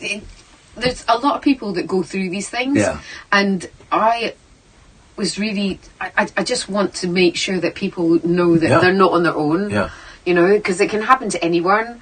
And I can make fun of it and I can laugh about it. Yeah. But it's a huge thing and people should be looked after. And it isn't talked about. Like I said, I didn't know there weren't any doctors there. I didn't, and who knows what it's like now, 5-6 years later, with all of the cuts that have been happening since then with mental health and stuff like that. Well, the place that I was in is gone. Is it gone? It's gone, yeah. I think most of them haven't they? Yeah, most of them, because I started working for Mind. Right. And most of the places that I go to visit, they've all gone. Well, a lot of people end up in police cells. Yeah. For a few nights because there's nowhere for them to go. And loads of stories as well about kids with mental health issues getting sent 300 miles away. Yeah, I know. I read about it all the time. It's heartbreaking. I just don't know what you're supposed to do about it. But you're right. It could happen to any of us. There's nothing to be. You said you're not embarrassed, and because there's nothing to be embarrassed or ashamed about. I think everyone, if they've got a problem, just talk about it. Yeah. You know, as much as it could be embarrassing or upsetting for you, if you talk about it, you know, there's going to be someone there to hold your hand. Definitely, 100%. That got a bit serious, didn't it? It's good. Don't worry, I'm going to turn it around now. So we've got Jim the Dancer on. I don't. If you don't know Jim, Gail, I don't know Jim the Dancer. Jim is brilliant, right? How are you doing, Jim? You all right?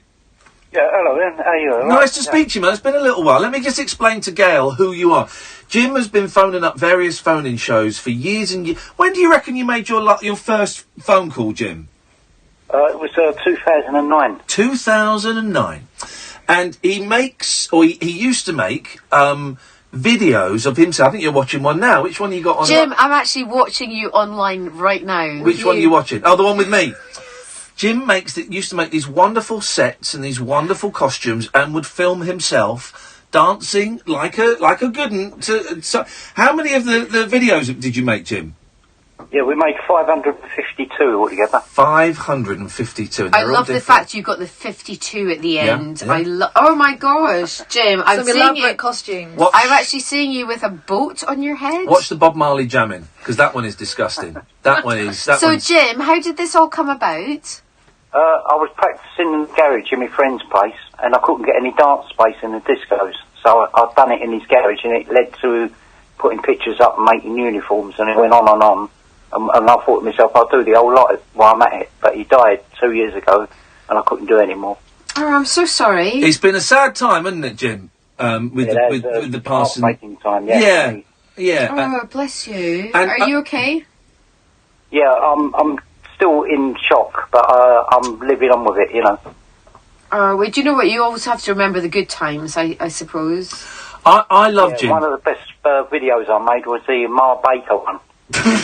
What happened? I don't know if I've seen them. If I have not seen it for a while, what happens in the Ma Baker one?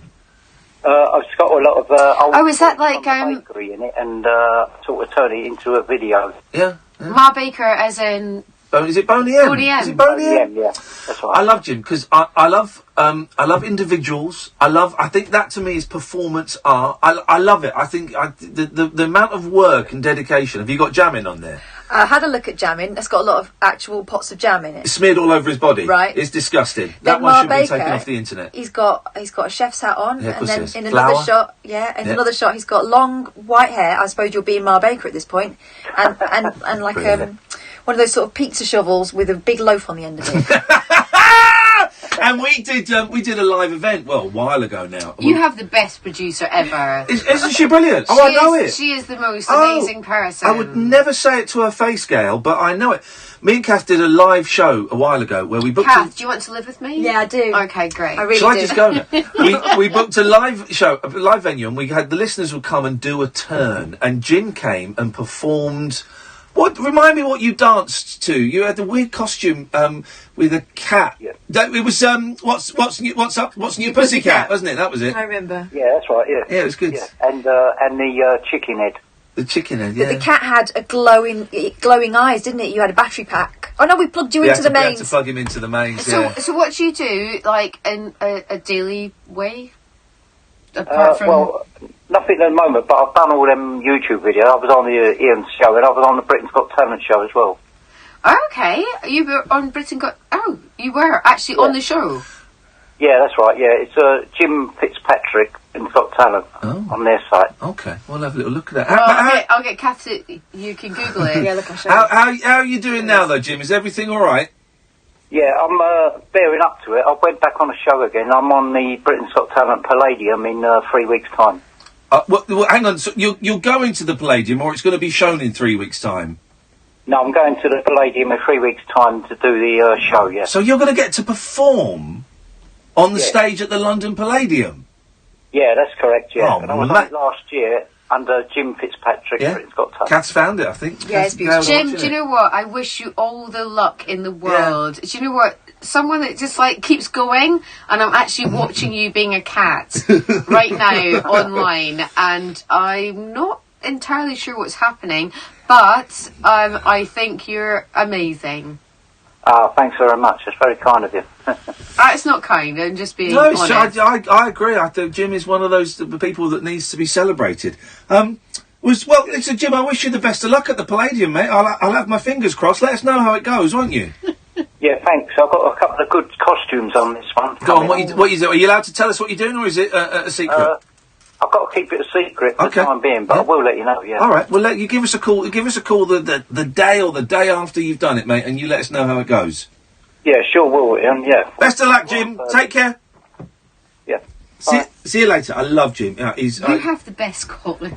Well, do you know what? Can I get a job, like, in the middle of the night, talking to people that... I don't know why you're not. Because bless you, during the news, you said, am I talking too much? Oh, God, no. This is it. This is what we got you in for, to make our jobs easier. But I'd listen to you on the radio. You've done loads of radio, haven't you? Yeah, but, I mean, I did kind of sort of Heart and Virgin, and you were in Virgin, weren't you? I was a Virgin and Absolute, and, I've done bits of those kind of things. But, you know, when you have that sort of job where you do, and here's the next track, you know, it's not kind of, like, your job is perfect. I could talk all night. And I would love to hear you do it, because I love speech radio. I don't like listening to music radio, because I've got all the music I want. You know, I know what I like. But I like hearing speech radio, and I like hearing people who've got experience, you know, whatever that vague kind of terms means. You've got life experience. I'd love to hear you talking to these. But then, you know... Talking to these! Oh my God! I didn't know what to... Kath has just gone, no, he's like, go. I didn't know how to finish it. But then again, it's like people who say to me, hey, Ian, you should get the 11 o'clock show back on. I go, yeah, OK, I'll phone Channel 4 up tomorrow, and I hadn't thought of that. I'll make it happen. Well, can I ask you a question? Yeah, go on. When you watch television these days, what do you think?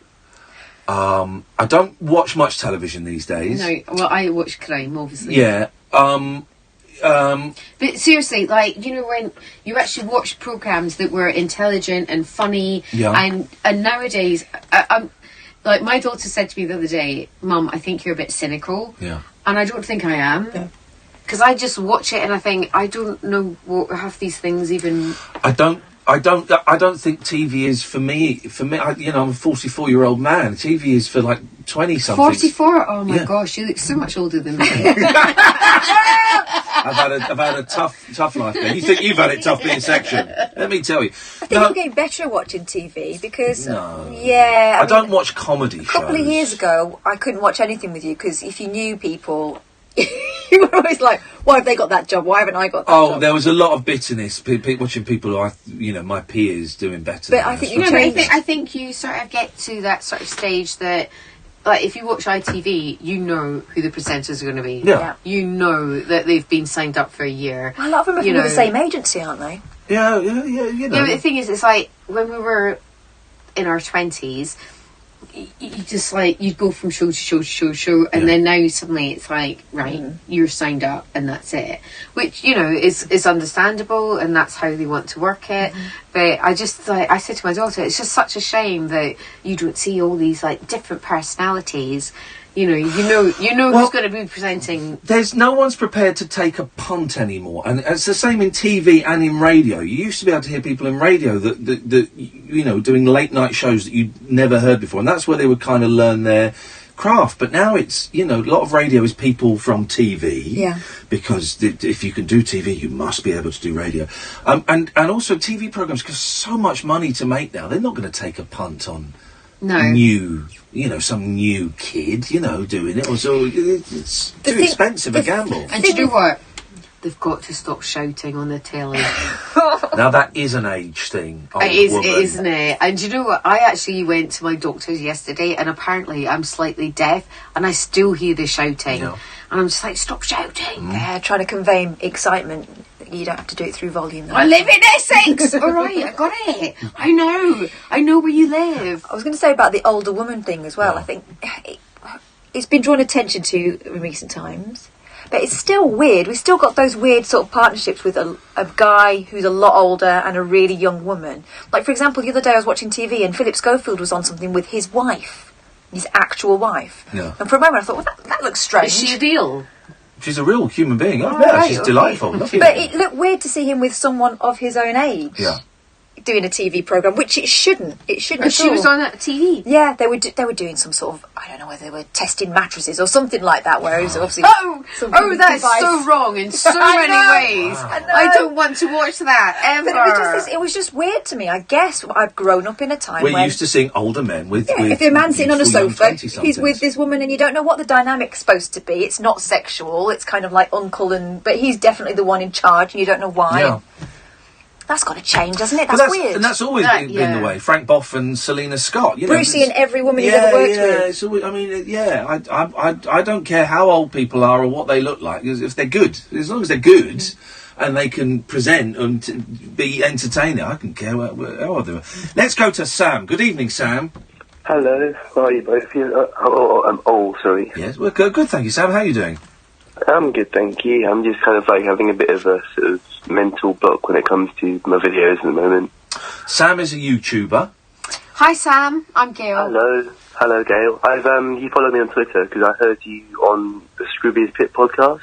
Oh yeah, Scroobius is amazing. Oh, we love him. Oh yeah, he's such a nice guy. Oh, he's amazing. Yeah. I think we went in to have a podcast chat for about half an hour, and I think I was there for 3 hours. Yeah, he's one of those people. I just want to sit and listen to him talk because he's very clever. He's great.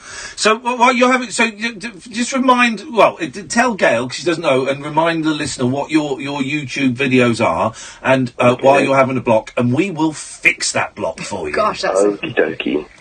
So I make videos predominantly about mental health. I think it's really important that I'm 22. I think it's really important that young people speak about it because obviously it's really apparent and it's really prevalent in society these days, so social media and that sort of stuff. And I want to help people and encourage people to speak out about it because I don't want to hide in silence, as it were, So speak to peers at work or peers at school or parents or doctors or whatever. So, yeah. Can I ask you, Sam? Mm-hmm. Do you suffer? Is it depression or? I lost my mum when I was 17 years old. And obviously I'm so incredibly sorry. That's okay. Obviously that brought on anxiety and depression, and literally 3 days after it happened, I balanced it on my YouTube channel, and I help people with bereavement. I made videos about bereavement whilst breathing myself. Oh, well, do you know what? That's an amazing thing that you've done to sort of turn it all around. But so, do you follow me on Twitter? I do indeed, yes. Yeah, well, send me a direct message. Well, send me a message. I'll follow you, and I'll speak to you directly. Okay, thank you very much. Oh, don't be silly, honestly. I think you're already following me. I think Yeah. Well, if I follow you, then I'll chat to you tonight when I get home. If Iain lets me out of the studio. Never. You can never leave. I'm never leaving here. But yeah, no, definitely. And Sam, what an amazing thing that you're doing, and I'm so sorry for your loss, but do you know what? Yeah. So what's the block then, Sam? What's not happening? I'm currently going through like a cycle of doing videos and then not finishing them and then getting into poetry and then doing sort of photography and then getting into videos again. Yeah. But I don't actually share anything because I'm kind of anxious as to whether it's... I totally understand where you're coming from, because I do that. I write something, do something, and never finishes. I never finish anything because my brain is just like, I'm not entirely sure what I'm doing. So I totally understand where you're coming from. Why is that, do you think? I do a similar thing where I'll have like 5 projects on the go at once, and I don't finish all of them, if any of them, and I certainly don't give them the full, attention that they could that would make them really good, or might make, they might still fail and might still be rubbish. And we say on the show a lot, there's nothing wrong with failure. If I learn the most stuff when I fail, but I struggle to finish stuff and focus on stuff. Is that how you feel, Sam? Yeah, I mean, I know that my videos like help people and that sort of stuff, but obviously I need to be happy with myself when I'm making them. So like I'll get into like a new hobby. So my new hobby at the moment is making like reworks of loads of different songs, like getting stems, like drum tracks and that sort of stuff. Yeah. So like keeping myself creative in that regard. But obviously, keep yourself busy. That's what I wonder. Is this a matter of easing up on yourself and recognising the fact that it's not the product that's the thing that's helping you? It's the process, and that's fine, and it's okay to have and they're distractions, and that's cool, and just embrace that. And then if something goes to completion because you finish it, so much the better. But just allow yourself to do what you're doing, and don't sweat it. Yeah. Does that sound reasonable? Definitely does. Thank you very much. Well, Sam, I will chat to you on DM tonight. I promise. Okay, as soon as I get home. Okay. Thank you very much. Nice one, Sam. So far, guys. Nice to talk to you, man. Take care. I keep going to touch the screen. I'm such a silly sausage. Thank you, Sam. Sam's not called us for a while. It's nice to have Sam on. Was that bullshine that I said, though? I think sometimes you do have to just have a little mess around and have a noodle. Oh, I've kind of tuned your voice out. Thanks very much, mate. I've done. That's so horrible. I've done the equivalent of muting you on Twitter, but in real life, I just. Sorry, what did you say? Sometimes it's so hard to be mates with you. Oh man! I'm just showing off to Gail. I'm showing off. It's all noted. It's all noted. 03444991000. This is Talk Radio. Talk Radio. I'm just showing off to my new friend. By bullying my radio. Behind the wheel and set off on a radical road trip. He's a good lad. Serves up Julia's continental breakfast. He's a good lad. Register now at talkradio.co.uk/competitions and you can win Eurotunnel Flexi Bus tickets and an incredible voucher worth £1,500 to rent a Novasol holiday home on the continent. Tuck into Julia's continental breakfast on Talk Radio with Eurotunnel the shuttle. With a 35-minute crossing time, Eurotunnel is the fastest way to cross the channel by car. Days and weeks can fly by, but if you're worried it's cancer, time can slow down and almost stop. Do you want to stay till midnight? If you want to go now, you can get your cab now. You can call us about any symptoms without I would love you to stay until midnight, but you don't. There's no obligation. I'm loving this. There and then. Bupa Health Oh Insurance. God, no! For living. No! To find out I'm more, loving this. search Bupa. And everyone on Direct access Twitter services may not be is saying available for nice some things. underwriting There's not been one methods. You snarky may need to comment. provide evidence That's that conditions are unusual. not pre-existing. It is. That's unusual. Yeah, they don't. Put yourself in the driving seat with the dedicated Sky Sports F1 channel for £18 a month. Watch every practice, qualifying and race live. Now with free HD. So if you love F1, only pay for F1 for £18 a month. Search Sky Sports F1. Subscription free HD for 18 months with Sky Sports. Thereafter, £86 per month. Offers 28th of June. Further terms apply. Hello, I see you're interested in the Corsa with mobile connectivity. Exactly. And advanced European engineering for a fun, dynamic drive. All for just £149 initial rental, then £149 a month. Really? Search Corsa Energy. Vauxhall, British brand since 1903. Personal contract hire offer on Corsa 3-door Energy 1.475 PS in metallic paint. Initial rental £149, 47 months at £149. Excess miles over contracted mileage of 20,000 over 48 months, charged at 5 pence per mile. You will not own the car. T's and C's apply. Offer ends March 31st, 2018. Offer not available with free insurance. Fancy a nifty 50 every day this week? Of course you do. Try our brand new daily draw and you can come out with a real £50 note right in your pocket. Simply pick up the Sun, enter one Sunsavers code daily, and you can be 50 quid's in. Sunsavers. Oh, you're obsessed with that? Prizes. Bigger pockets may be required. Terms and conditions apply. Take a trip into the alternate reality of late night radio. I think I'm in something like the Matrix, and so are you. The Late Night Alternative. Hello.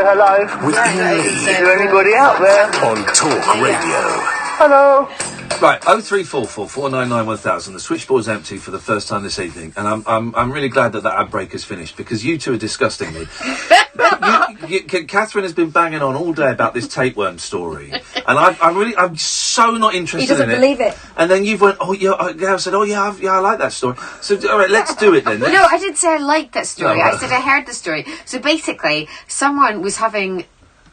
Well, I don't know what you can say and what you can't say. He was on the loo. Raw fish. Yes. Someone ate raw fish and went to the toilet and gave birth out his arse to... I don't know what you can say, but I'm going to say this. He'd had diarrhea, and so he was on the loo. A tapeworm. Hang on, this is a bit unusual. So this... And started pulling at this thing that was coming out of his backside. Who reaches around and pulls it out? The guy's been on the toilet for a long time. Yeah. And started pulling. I mean, how would you actually... 5.5 feet? Yes! That's bigger than me. That's like shitting me. Shitting me, the Gail Porter story. That's the title of the book for you, Gail. Thank you. So he winds it around the loo roll and takes it to the doctor. What weird... I've got a friend who's a doctor, and they do get things in plastic bags quite a lot more than you'd think. Can you look at this doctor? On, what? Yeah, can you look at this doctor? I don't understand. So, what's in a plastic bag? Samples, basically, of things that have fallen out of people. But how do they get in there? Well, this particular one, they reckon he had a sushi habit. So every day he was eating sushi, and they reckon it was that. You can't get tapeworm from sushi, can you? I love salmon, sushi. Apparently. Well, I wish we'd asked her to leave at that last advert break, because this is really... This is not my fault, it's your You're fault. encouraging her. God. I am encouraging her. That's disgusting. Right, Google something else really disgusting. I was going to Google, show me something no, because that... Oh, no, don't, seriously. Okay, well, here's something that I wish I hadn't seen yet. I'm really into Twitter moments right now. This is where I get all my news from. And Dr. Christian from Embarrassing Bodies... Oh, I don't like that programme. No, I don't... No, do you know what? I think he's a very nice man, but I can't watch that. Oh, no, the programme's... Yeah. And why would you show anyone? Right, go to his Twitter feed and look for the kidney stones. No. You just asked. Oh, come on, go. See, the thing is, I can watch murder. Yeah. I can't watch the Christian man. Yeah. Oh God, that sounds like I'm talking about a Jesus. Here we go. No, anti-religious. Yes. No. Dr. Christian. I can't watch that. And the other thing I can't watch is the Honey Boo Boo. Oh. What's the Honey Boo Boo? I used to like that. Then it got dark, didn't it? What's the Honey Boo Boo? Do you not know the Honey Boo Boo? It's this family, and they're real they're real tall like that. No, they live on the railway track, and they've got like loads of kids. Is it like one of these reality type shows? Yeah, and they live in Macon, Georgia, near where my sister used to live. So that's why I started watching. My sister was in America, and she's like, "You got to see this! It's outrageous." Yeah. This family, and the mum's got a coupon habit, hasn't she? And she's got a room just full of things she's got from coupons. Oh no, she's got rid of them now. Well, she got rid of the husband, didn't she? She got rid of Sugar Bear. Spoiler alert. Guys. No, it was years ago. No, seriously, no one cares. But I used to think it was hilarious. Then it started to get quite... it's all gone really weird. And the mum's become all glamorous, and they've like made her over, haven't they? I think they sort of like sucked every bit of fat out of her body, gave her new teeth, gave her new hair. She was a big girl, and she was only young, but she was, she wasn't basically, it's wrong in all ways. I don't even know. Don't look up stuff. Why you got the kidney with the stones in? They ain't stones. Them's teeth. Wow. I don't understand what that is. That's a human kidney. Stones. And sometimes you get like a little stone that you have to pass through your penis, and that is packed full of stones. I don't have a penis. No. Let me see. Imagine giving birth to all that gravel. Yeah. Wow. Yep, there we go. You see. Well, for all you radio listeners, that is a really awful picture of loads of stuff that you can't see, and you're not going to pass it through your bowels. So anyway.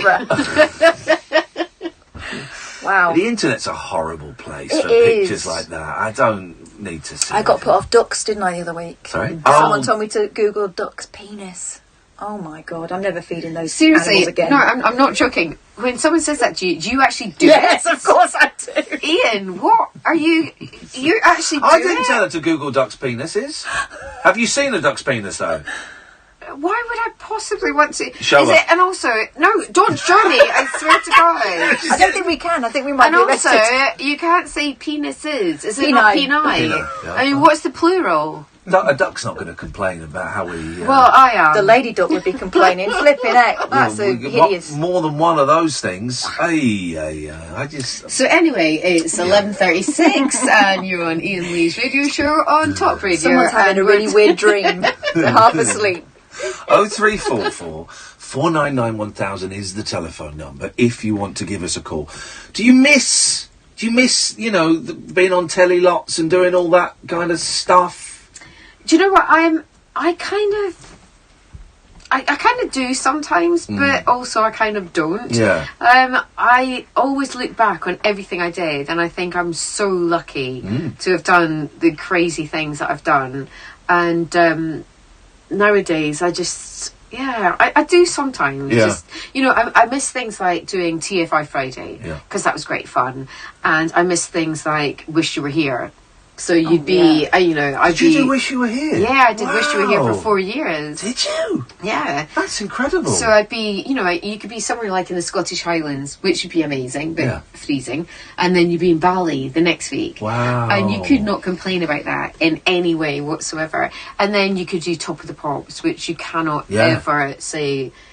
There's nothing I could say bad about Top of the Pops. I loved every second of it. That must have been amazing doing Top of the Pops. When you got the phone call for that saying, Gail, they'd love you to do Top of the Pops next week. You must have been over the moon. I was beyond excited. But the thing is, because I'm so short, they gave me a box. Oh, no. So, because all the kids were taller than me in the audience, so it had Gail's box written on it.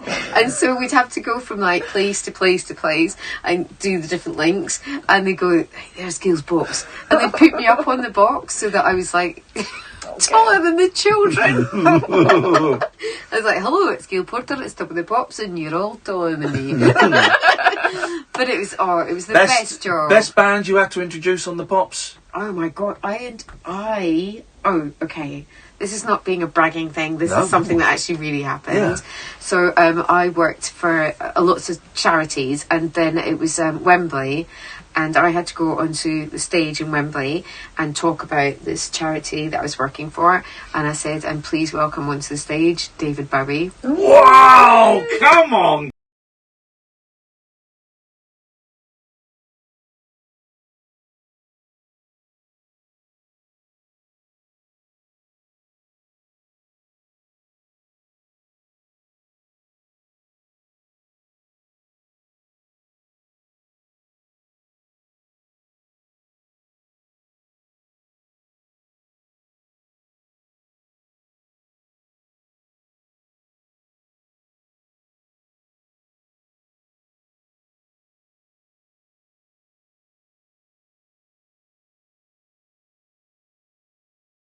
Tried. Oh God! And David came on and gave me a kiss, and I was like, "That's amazing!" And that's not a bragging thing. That actually just happened.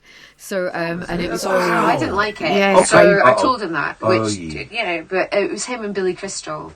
And I was in Paris, and I just got a phone call, and they just said, "Would you like to come? We need you to do an interview." And I was like, "I don't know." And they went, it's tomorrow. I was like, I don't know if I can do that tomorrow. And they went, it's Robert De Niro and Billy Crystal. I was like that. And when you put your hand over the phone and you're like, wow. Yeah, I think I'm free. Yeah, I think I'm free. Wow. Those I only did a couple of those junkets. Yeah, did you do anything like wonderful that made you go? No, not Apart from me, obviously, no. Apart from you, Gail.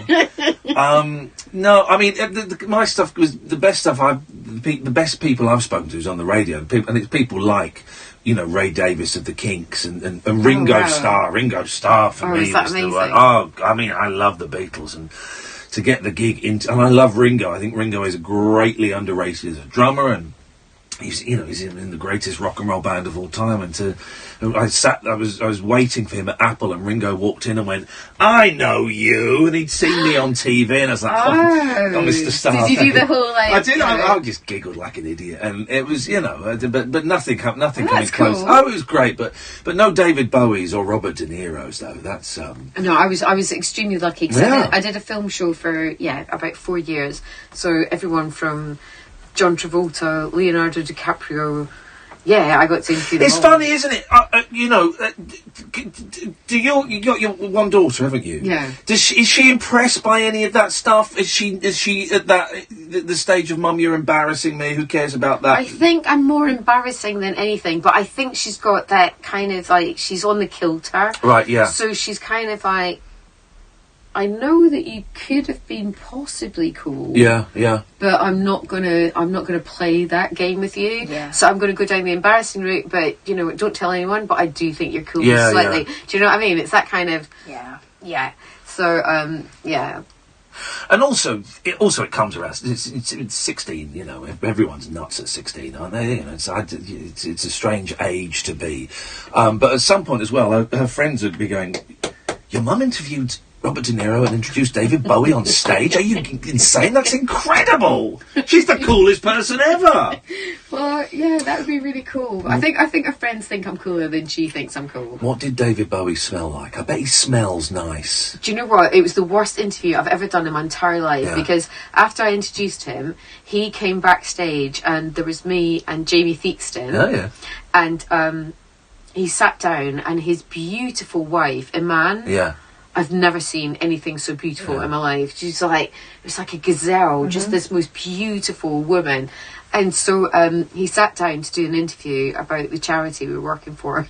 And he went, I can't do his accent, but he's like, "Oh, hi, nice to meet you." And I just went, "Hello." That was it. That was the... After I introduced him, he came backstage and there was me and Jamie Theakston. Oh, yeah. And he sat down and his beautiful... Yeah. So I didn't interview about the charity, nothing like that. Hello? Hello? Goodbye. No, I didn't even say goodbye. You didn't say goodbye? I didn't even get that far. Oh, God. No, I just did the hello. So, yeah, it was really, really embarrassing. Oh. And then Jamie did the whole thing and just... He did the hello, goodbye. I'm like that. Hello? It was awful. I've never been so starstruck in my entire life. 0344 499 1000. We've got Gail for another 10-15 minutes or so. If you want to give us a call, you'd be very welcome. This is the Late Night Alternative on Talk Radio. Across the UK, online and on the DAB. Talk Radio, for those about to talk, please select.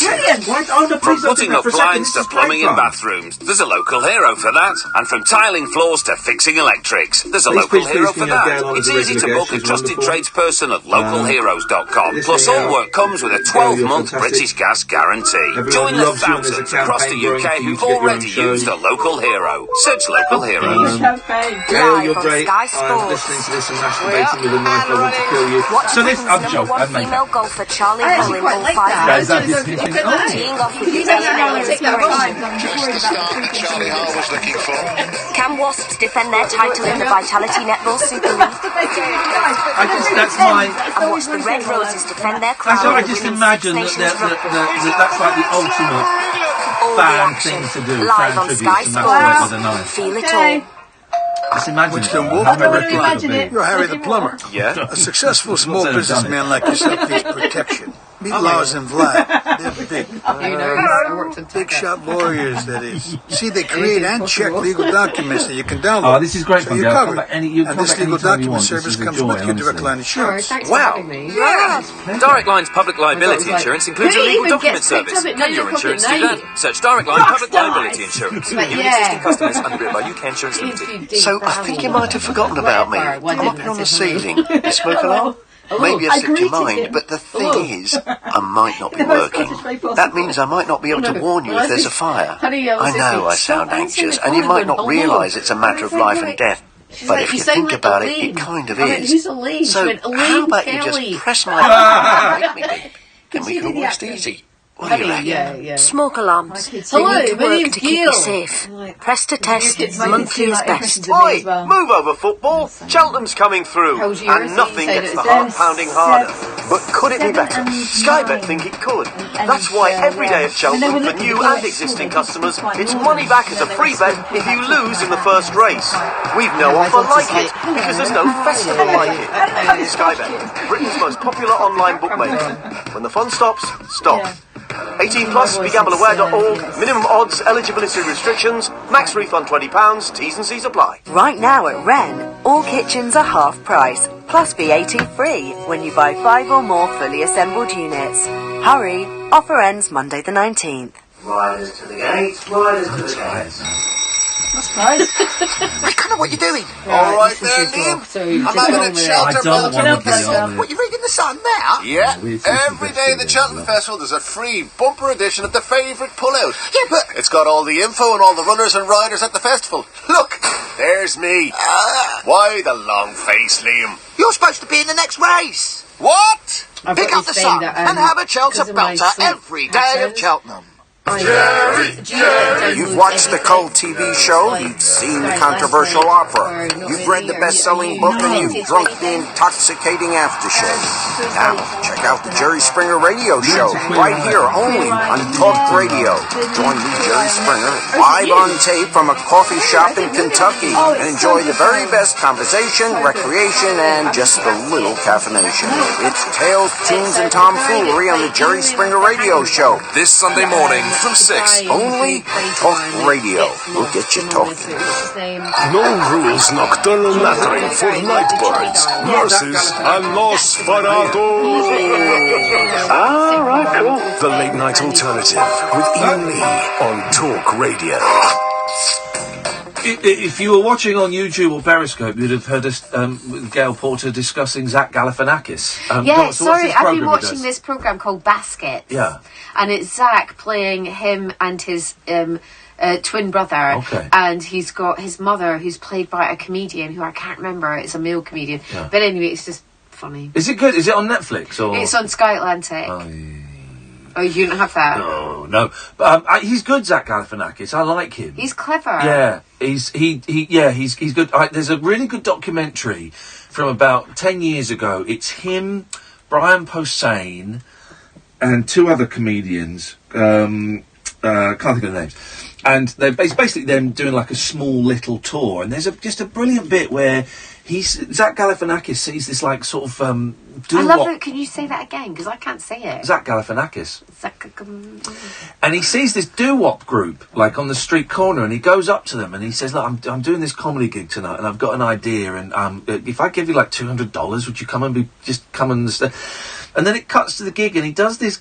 I can't even remember what the gag is, but it's not a particularly good gag. But then the punchline is these guys come out and just sing the punchline, and then they walk off, and it's just done so beautifully, and it's so odd, and it's the fact that he'd seen them that day, and he incorporated them, and it's I love it. I love it. Things like that. Let's go to Simon. Good evening, Simon. Evening, Ian. Evening, Gail. Evening, Kath. Hello. Hi, Simon. How are we doing? Are we all right? I'm good. How are you? Yeah, very well, thank you. Can I just say, first of all, what a pleasure it is to hear what, in today's society of celebrity, to hear 2 people, yourself and Ian, and Kath, all class as a minor celebrity. Oh, don't. Shut up. That actually how genuine you come across on the radio.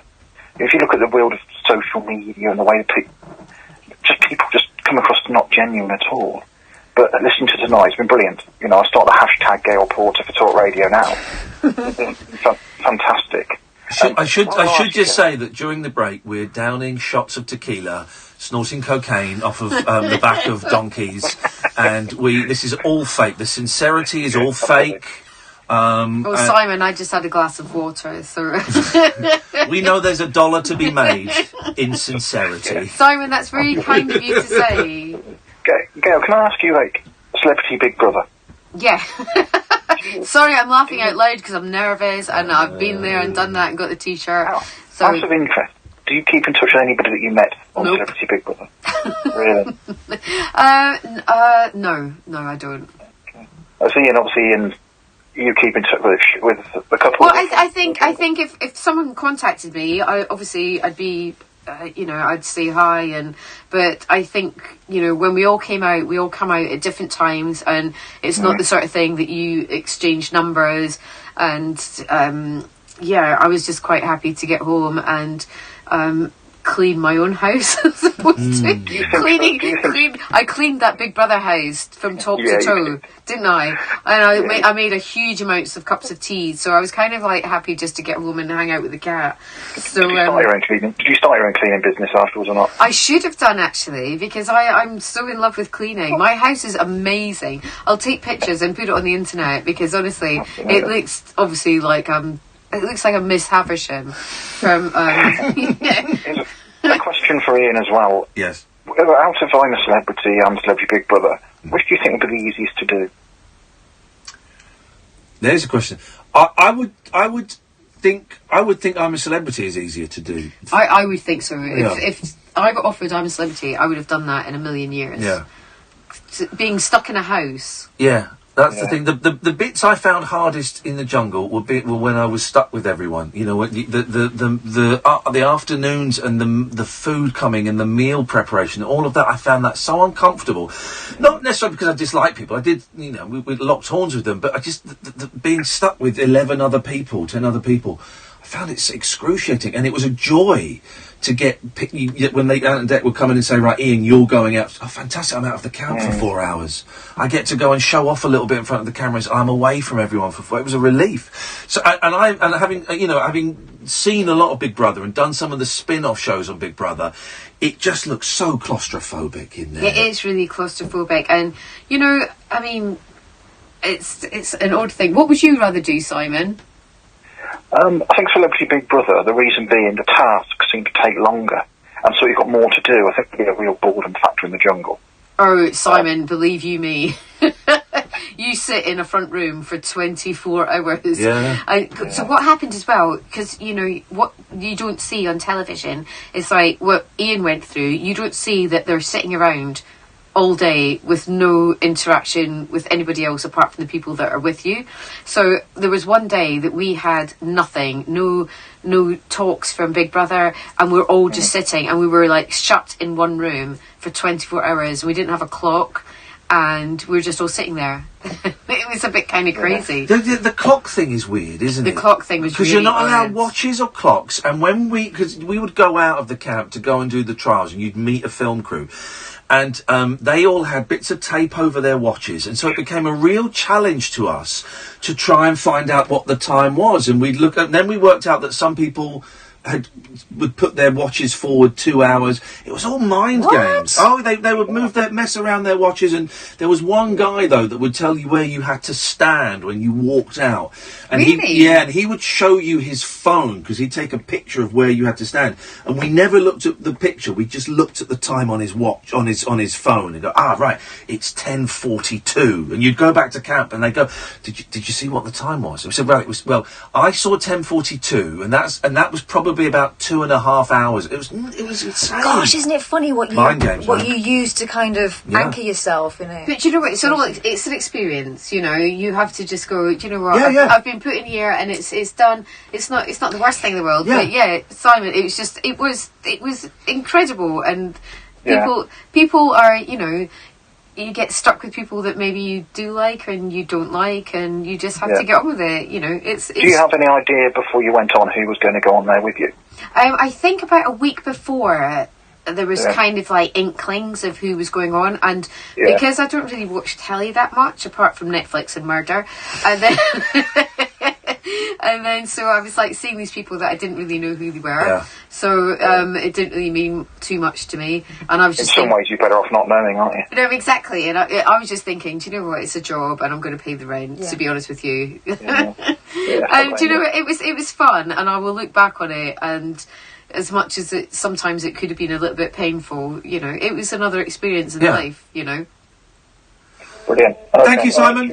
Nice, Simon. And you're right, it is an experience, it is a job. I went in thinking this is a job, and I had to think that to keep saying this is a job, doing a job, and it's going to last, maximum 3 weeks, beautiful, and then, and that's the way. But also, it's not many people have been through what I've been through in terms of the job. You could work it out. I mean, there's been 17 series times that by 10, and not many people have been through the experience you've been through in the Big Brother house. It's something, that I kind of treasure, even though it was uncomfortable for a lot of it.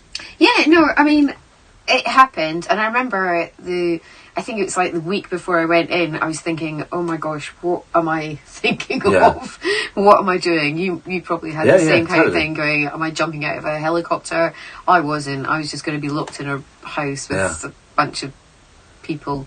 That was me being polite. So, I think I've been through so much in my life, and everyone has. You have to sort of like take things. My daughter always says to me, count to 10. And I do that with everything. I count to 10 thinking, okay, bankrupt, count to 10. Going to Big Brother, count to 10. Completely mental, being sectioned, count to 10. And I'm still here, and I'm still laughing, and, got me in the jungle, there's a saying, this too shall pass, and it means, whatever you're going through, it'll pass. And they kept saying, some of the campmates kept saying, this too will, that they kept saying it slightly wrong, and it was really pissing me off. This will also pass or something, and I didn't want to be the one that goes, actually the saying is this too shall pass. I didn't want to be that guy, but after week 2 of it, they just kept doing it, and suddenly it's just like, I kept thinking, you've got the quote wrong, guys. Jeez. Hey Gail, listen, we're done. It's so nice to see you. Thank you so much. Sorry, are you getting rid of me? Yes, I am now. I'm handing you your eviction papers. Get the hell out of the studio. It's so nice. It's so nice to see you. You are welcome anytime, and it isn't one of those.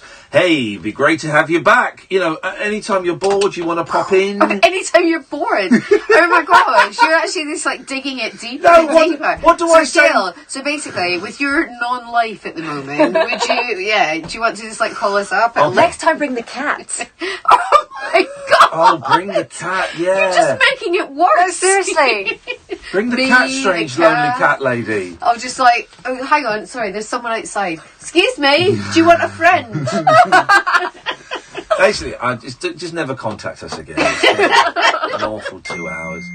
Oh, do you know what? That's my Uber. Just text me. Uber, whatever. I can see why you don't get work anymore. Phone on in a studio, outrageous. I just switched it on because you told me I was going. So, and Uber wants me. Uber wants me. 03444991000. Thank you, Gail Porter. This is talkRADIO.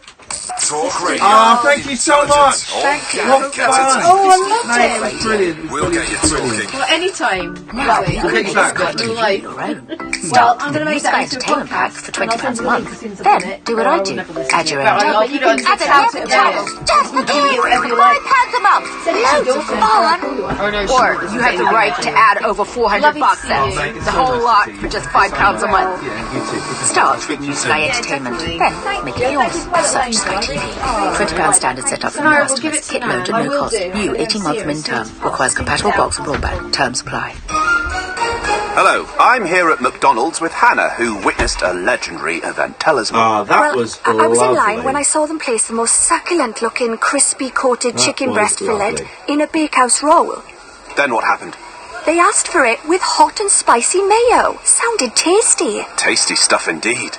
With your choice of cool mayo, hot and spicy mayo, or barbecue sauce, experience the Chicken Legend range at McDonald's. Served from 10:30 a.m, subject to availability, participating restaurants only. Whatever your customers trust you to do, they trust you with their data too. So whether you're a carpenter, or a chiropractor, a florist or a financial advisor, an electrician or nail technician, don't forget the new GDPR data protection rules apply to your business from the 25th of May. You could be fined if you ignore them. So whatever you do, make data protection your business at ico.org.uk today. If you want a car on finance, how do you even know what cars to look at when you don't know what your monthly payments will be? Should I be looking at a Porsche 911? That was or a great. I still apologise for talking too much. Oh, God, no, that was great. It was just perfect. Car finance 24/7. Can I make you can get your finance before you get your car. I'm all right for the moment. So you know what you can afford. Well, yeah, that's better. That's carfinance247.co.uk. Carfinance247 is a broker, not a lender. Representative 27.4% APR. Cast your mind back. Were you ever contacted out of the blue for a pension review? Oh, shut up. Were you advised to move your work or personal pension into a SIP, self-invested personal pension? Yes, I was. You could be due thousands if you were missold. Money Redress are trusted claim specialists in pension and investment mis-selling who manage the whole claim for you on a no-win, no-fee basis, so you can't lose. Call Money Redress on 0800 520 2020. Across the UK, online and on DAB. Talk Radio, on the hour news headlines. Good morning, I'm Carl Hartley. The US has told the United Nations Security Council it believes Russia was behind the nerve agent attack in Salisbury. America's ambassador says the city will not be the last place to see chemical weapons used if action isn't taken. Earlier, Theresa May expelled 23 Russian diplomats, pushing Britain's relations with Moscow to the lowest level since the Cold War. The UK's Deputy Ambassador to the UN, Jonathan Allen, says the country is resilient. We will not let such threats deter us. We will not weaken our resolve. We will stand firm, confident in our democracy, our rule of law, and the freedom of our people. Administrators at collapsed retailer Toys R Us say they failed to find a buyer, meaning all of its 100 remaining stores are now earmarked for closure. 3,000 people work for the chain. Snows are expected in parts of the UK this weekend as the so-called Beast from the East returns. The Met Office has weather warnings in place in central Scotland and eastern England on Friday and Saturday. And 2p coins won't be scrapped just the day after the Treasury announced their use. Yesterday, officials warned that the continued distribution of coppers may no longer be cost-effective. And the comic and host of the cult game show Bullseye, Jim Bowen, has died at the age of 80. It wasn't a cult game show. He presented the darts-based TV programme for 14 years until 1995. I want to hear that line. I'm sure I heard it on the radio today. Wine, that his final words were, and I was like, Phoenix Nights. He suffered several strokes, and in 2014 he spoke on YouTube about how physiotherapy was helping his recovery. If you've had a stroke, you know, life can be very dark. It really black at times. So if you can get something where you progress and you're able to do things that you couldn't do the day before, suddenly life has a certain intensity. Mild overnight but windy for some, rain affecting most of England, Wales and Northern Ireland through the early hours. Across the UK, online and on DAB.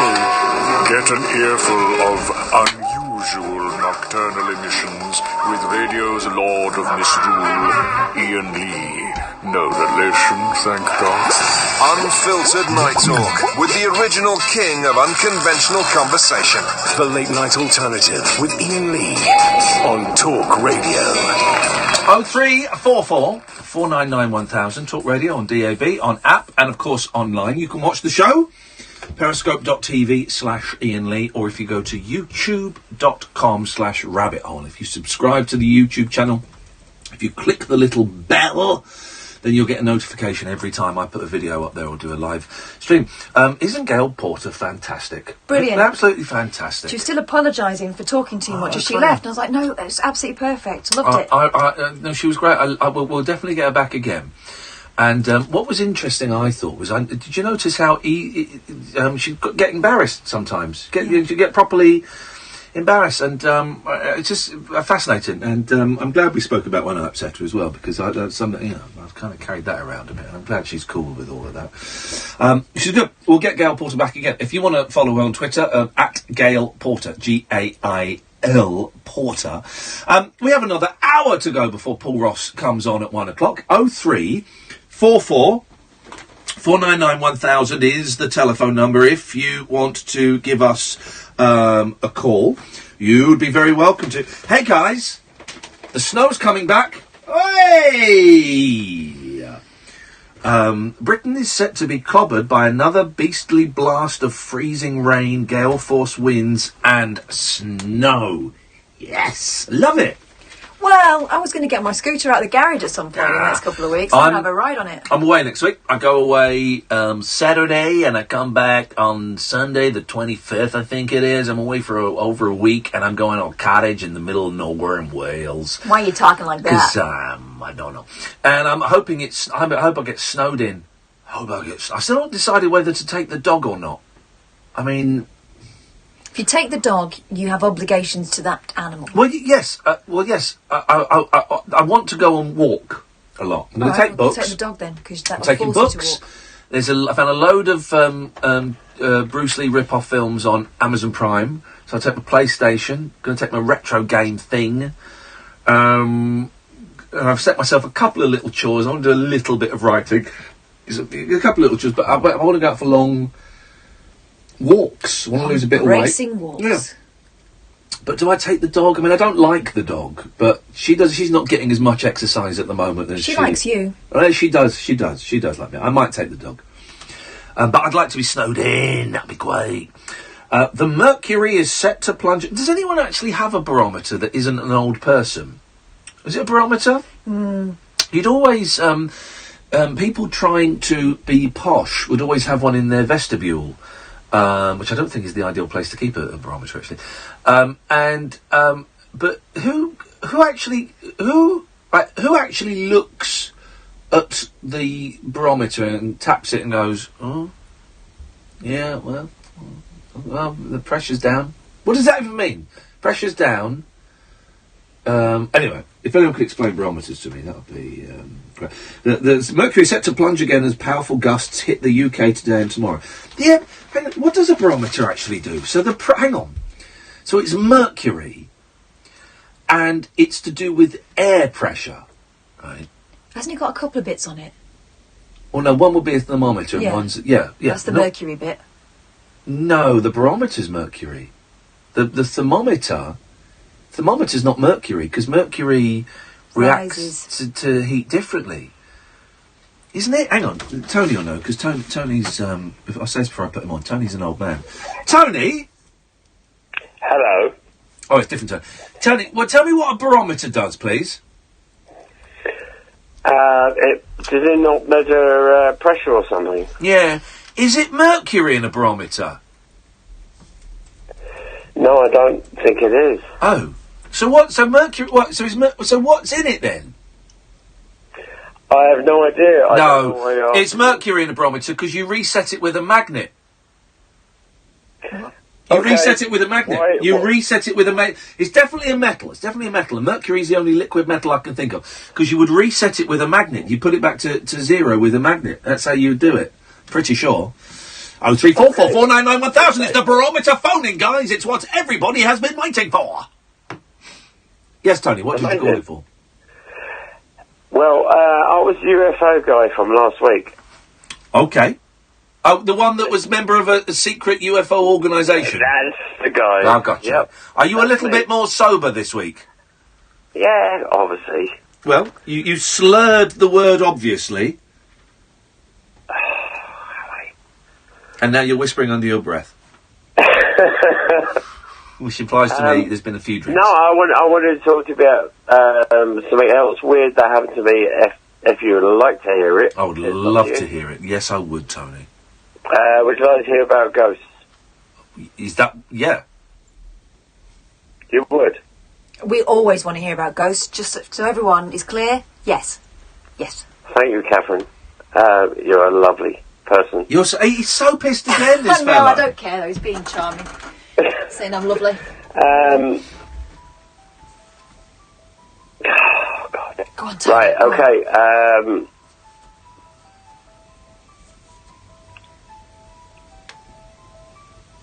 He's gone. I mean... why did he get angry with me when I asked... Because he did tell me last week that he was drunk. And then he got angry when I asked if he was sober but he was obviously absolutely steaming. What? Now, I keep touching that screen because I'm such an idiot. Just put my emergency cardigan on. Okay. That's because you like it... A nesh. Cold. I can't...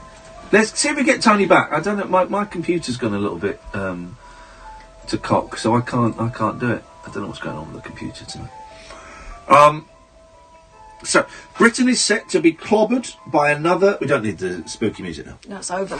Britain is set to be clobbered by another beastly blast this week, bringing freezing downpours, gale force winds and snow. The mercury is set to plunge again as powerful gusts and heavy rain. I think if the air pressure drops, that means it's going to rain. That's, yeah, I think... that Tony's back. Tony! Hello again. That's it. I love it when people try to sound as though they're not drunk. So, Tony, tell us your ghost story, please. I'll tell you what, I'll call you tomorrow because it's clearly an issue. What is an issue?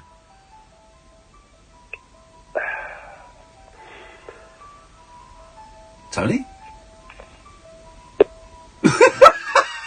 Oh dear. It's not an issue with me. It's obviously an issue with him. What was that about? I tell you what, that has created a very weird vibe, hasn't it? Very strange vibe. Anyway, whatever. 0344 499 1000 is the telephone number if you want to give us a call. You'd be very, very welcome to. Anyone can give us a call about anything. Always keen to hear ghost stories, UFO stories, all of that stuff. Anytime. You've got an open invitation to come on and share that stuff with us. 0344 499 1000. Temperatures will barely reach 0 in some areas by the weekend, forecasters said. The vicious front could result in more yellow weather warnings. Don't eat the yellow snow. Met Office spokeswoman Nikki Maxey said, it is going to be a cold spell. There is a chance some places on Sunday may struggle to get above freezing. We start to see colder air. This place has got a fire. A real fire. Oh, mate. Are you going to be chopping logs? I don't know. It depends what we eat. When that cold air meets the band of rain on the east side of the country, there's a chance it could turn to snow. Okay, let's go. The Star says. Let's go to what the Star says on page 6. Star says, spring is put on ice. This winter seems to never end. Just when we thought spring had finally sprung, we're facing more snow this weekend. We could all do with warming up a bit. Hopefully, this is the very last in a long line of Siberian snaps, and soon we'll all be basking in an April heatwave. Before you know it, we'll all be wearing T-shirts. Why would you even bother typing that up? Let alone reading it. Weather changes. Newsflash. Weather changes, guys. Deal with it, okay? Be there or be square. 0344 499 1000 is the telephone number if you want to give us a call. I think we can go to Tim. Good evening, Tim. Oh, hello, good evening. Good evening. Or good morning, even. No, good evening. We've not had a sleep yet, so it's good evening. No, that's fine. Yeah, same as me. I work nights, so... Good lad, good lad. What you got for us, Tim? Yeah, it's reference to a place near Stroud in Gloucestershire. I think it's fairly well known. Woodchester Mansion, which was allegedly a deserted mansion that was never completed back in the Victorian times. And I go there quite a lot in the summer, and I had one experience there. It was a few years ago. Very hot summer. Did a ghost give you the willies? Well, it was more of a surprise than anything, if it was a ghost. What happened was, it basically, I was sat by one of the lakes, because there's 3 or 4 lakes there, my favourite spot, and I fell asleep, and I woke up at about 7:30 in the evening, by which time everybody else had gone. All the other tourists, everybody else had gone. Lovely. And I was sat there, and all of a sudden, I was astonished to see this figure of a woman dressed in what I would describe as very elegant clothing, who was stood on the opposite side of the lake, and she was carrying a parasol. And I just totally froze. I thought, I can't believe what I'm seeing. I was more surprised than being scared, you know. And I really wanted to reach under my jacket for my camera, but I just couldn't move. And then she disappeared. But when I say disappeared, I don't mean she vanished like the classic ghost stories. I just saw her, you know, she just went out of sight. She just walked off into the woods and went out of sight. Yeah. And I still remained froze for quite some time, and then I sort of came to the senses. I thought, I'm going to have a walk around there, so I did. But when I got to the other side of the lake, I realised that it was all swampland.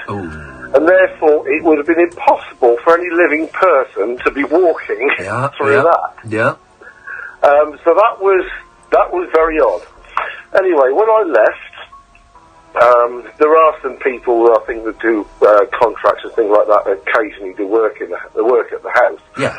And when I actually got back to the house, which was about half an hour's walk from the lake, I said to a woman there, I said, by any chance, is there any of those, there's a special name for it, you might know it, but I can't remember. There's a special name for events that go on where people dress up in... Recreations. Reenactments. That sounds right, yeah. And I said to her, has anything been going on like that in here? Going on, you know, is there anything of that been happening here today? And she said, she just smiled at me. She said, no. She said, you've seen something, haven't you? I said, well, yes, I might have done. Yes. I've been back many times since, and the site is very haunted, actually. Yeah. Now, I'm not saying... I do believe in spirits, 100%, but I'm not saying I'm not definitely saying that what I saw was a ghost, but I'm just saying that I can't explain it. Well, that's... I think it probably was. Yeah. It's classic ghost behaviour. That's a great one, Tim. Nice one, man. Yes. Been back there quite a few times since. Yeah. Never seen anything since, but you know, there's an old saying, you only see things when you least expect them. Exactly. Hey, Tim, listen, man, thanks for sharing that with us. I appreciate that a lot. No problem. Thank you, mate. Yes, there no we go. My youngest will be happy. People are phoning up with ghost stories. Don't tell him, though. Yeah. No, that's the wrong answer. What? Wasn't what I was expecting. This is Talk Radio. Talk Radio, the 21st century dream team of dialogue, debate and discourse. Talk Radio. Give it some lift. Architects Jane and Amy from Poolsome, Middlehurst know how important it is to pay their staff accurately and on time. Sage is easy to use. It guides you through the process. It really makes it quicker, I guess, to complete that side of the business. Sage frees us up so that we can concentrate on the work that we love. Accounting, payroll and payments. Sage Business Cloud takes care of it all. Visit sage.com/get started. Be Sage. Build on. Can you hear me, Lewis? You're fourth on the grid. You've got this. It's lights out and away we go! Put yourself in the driving seat with the dedicated Sky Sports F1 channel for £18 a month. Watch every practice, qualifying and race live. Now with free HD. So if you love F1, only pay for F1 for £18 a month. Search Sky Sports F1. Requires Sky TV subscription. Free HD for 18 months with Sky Sports. Thereafter HD £6 per month. Offer ends 28th of June. Further terms apply. What's down the back of your sofa? Half a pretzel? That long-lost TV remote? But what if you found a wad of cash? Now we're talking. Or what about a goose that lays golden eggs? It's nice to get more than you expected. New Euro Millions Hot Picks from the National Lottery. Pick and match 3 balls and win £1,500. Play every Tuesday and Friday. Prizes are fixed, subject to capping. Rules and procedures apply. Players must be 16 or over. This is your captain speaking. I'd like to welcome you on board today's flight. As we're currently behind schedule, we're going to skip all the pre-flight checks and just proceed with takeoff. I've given the tyres a kick and I think we've got enough fuel to get there, and the oil warning light hasn't come on yet, so buckle up and enjoy the flight. You wouldn't fly without the proper checks, so why drive without them? Highways England recommends you check your tyres, fuel and oil before every long journey. For more information on vehicle safety checks, search Think. A star-crossed soapbox for sailor boys, stable girls, I'm on the edge. and stripper grands. It depends who you're with and it depends on the situation. Late night speech radio with a difference. Thank you. The late night alternative with Iain Lee on Talk Radio. Well, as is often the case on this show, after midnight things get a little bit weird, and we've had, a ghost story. We've had a reluctant person who was going to tell us a ghost story, then hung up on us twice. And now we've got Gary. Good evening, Gary. Evening, Ian. Hello, Gary. What you got for us tonight, sir? How are you? I've got a bit of a ghost story, if that's all right. Oh, mate, you're straight in there, buddy. You tell us what you got. Well, this is a true story, and it's the first time I've seen something that I couldn't explain. Yeah. There's a place in Leicester called the Bradgate Park, which is like a big piece of land, which was where Lady Grey used to live. Oh, yeah. Lady Grey. Lady Grey, of course, was Lady Gaga's mother, yes. Do you mean Lady Jane Grey? Lady Jane Grey, correct. Yes. Thank you. Thank you. You don't need to thank her, Gary. She tried to pwn you. No, I didn't. I know she did, but I'm happy to be corrected. Okay, well, you were correct. She just tried to make herself. She just tried to add a bit of information that was actually superfluous. She was trying to undermine. No. Undermine. She was making me look daft. I wasn't improving the call. Well, I just wanted to make sure it was that Lady Jane Grey, that Jane of 1,000 Days. She was queen for 9 days. She's doing it again now. This is superfluous. And what she's done, Gary, she's undermined me, my authority. Music's too loud. Hang on. She's undermined you, and she's taken this show off on a tangent. Yeah, no, I don't mind being patronised. I get patronised every day at work. No, you shouldn't be patronised. Hey, listen, hey, Gary, let me talk to you, mate. You are better than this. You shouldn't be patronised. No one should be patronising you, buddy. Thank you, Ian. Thank you. If you're ringing a late night chat show and you start telling ghost stories, the last thing you expect to be is patronised. Exactly, and if you've been patronised by anyone on this show, Gary, you have my deepest sympathy. Stop it. Go on, get on with it, There's a place called Bradgate Park. Yes. Which is where Lady Jane Grey lived. Yeah. And there's a little tower on a hill there, and my sister was living there for a while. She's a working class girl, made friends with some very influential middle class people. And we decided to stop there for a weekend. She invited us. Yeah. And they took us up to this little tower, which is called the Old John's Tower. And you can Google it, it's all there. And she got the keys. So we thought we'd have a little bit of a ghost walk, see what we could find, and this will be a bit of a laugh. So we walked into this little Old John's Tower, which is like an outlook tower on top of a hill. And we walked in and sat there with candles for a bit and thought, there's nothing happening there. I'll be honest, I was a bit worried. I was scared. I was with my two sisters. Yeah. But we walked away and it was like a good mile and a half back to the house where we were staying. And for some reason, do not ask me why, because I do not know why, I decided to look back at the tower. And as I did, it looked as though there was something patrolling the top of the tower. What I can only describe as a greyish, mistyish, blobbyish, cloudyish thing seemed to be patrolling the tower. Yeah. But also, it disappeared and then it reappeared slowly. And three of us watched this, and I've been ridiculed by my friends for telling them this, but it was there. It was there. Wow. Believe me. Do you believe in ghosts, Ian? I did when I was younger, and then I didn't. And in the last year or so, I'm becoming more open-minded to it again. What made you more open-minded? Age.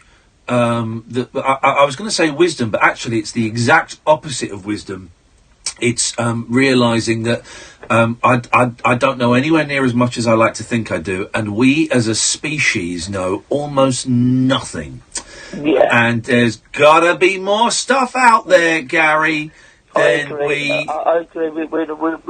We've only just started to figure this thing out by a little touch. Yeah. I think there's things there we can't see or hear. Yeah. Whether they're dead people coming back to visit us, I don't know. You'd be asking the wrong man. At the moment, I'm erring on the side of there being different dimensions, and that sometimes we get like a little window onto a different dimension, that these creatures are existing at the same time as us, in the same space as us, and only a very few, very lucky people are able to look and see them. Yes, I agree, I mean, I'm not special by any stretch of the imagination, but I'm just a guy who works in a factory in Wolverhampton. I'm not, gifted or anything. You've seen something I've not seen, Gary. But I think you could see something, but I think part of it is mentality, power of thought as well. Well, I do have the gift. I don't know if you heard last week when I did some psychometry, and I held Catherine's jewellery, and I was able to give a reading that was 100% accurate, and that's not even a lie. It was 100% accurate. So maybe I do... 100%? Yeah. 100%. 100% of what I said came to pass. See, now that is something you might have a gift for. I'm just a guy who works in a factory in Wolverhampton. I'm not any gifted. I'm good at drawing. A bit of drawing, but not spiritually gifted. I'd like to think I was. I think there's something there, but I'm unsure. But I think there's something there we haven't discovered yet. All right, nice one, Gary. Thank you for that, mate. You're a good sport. You, I appreciate the call. Thank you very much indeed. I'm right though, Kath. It's not even an exaggeration. I was 100% accurate. I nearly said the C word, didn't I? I nearly called myself a C word. I nearly called myself the C word. That very Freudian, isn't it? 100% accurate. I'm 100% a C word. Gosh, tragic comic. But I was 100% accurate in what I foretold. Yes. Don't deny it. Don't do it with a tone. Don't do it with a face. I'm not doing it with a tone. It was 100%. I don't have to do very much to be accused of having a tone. There's the tone there.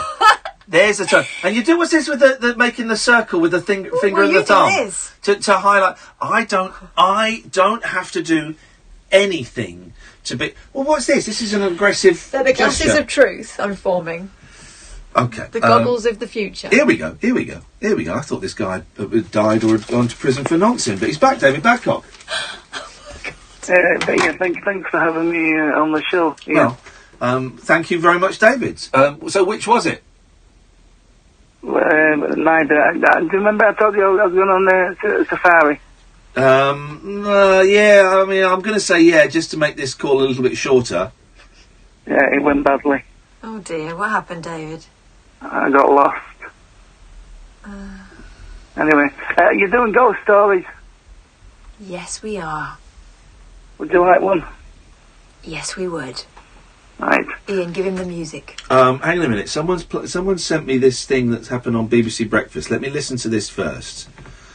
Not sure if you saw this parenting humble brag posing as a Stephen Hawking tribute read out this morning on BBC Breakfast. Here we go.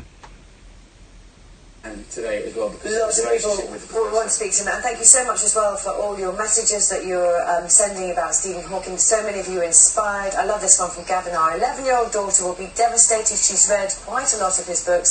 Stephen was her inspiration. She told me stuff I didn't know. Kid reads bookshop. Go on, David. Do you? I've done the spooky music. I tell you what, let's do this music because I've done. Here we go. Right. This takes place in your mind. Chatsworth House in Derbyshire. Oh yeah, I've been there. Right. In the 1800s, there was a groundsman called Peter Dixon, and he would roam the grounds with his shotgun over his shoulder in case of a deer attack. And one night, a deer attacked him, and he died. Recently, some people have been driving in the grounds late at night, and they say they come to the gate, and the barrier was down, and they saw the groundsman walk, and they said, "Excuse me, can you open the barrier?" And he didn't. And they reported it and said he was very rude. And they say, groundsman weren't working tonight at Swish. Right.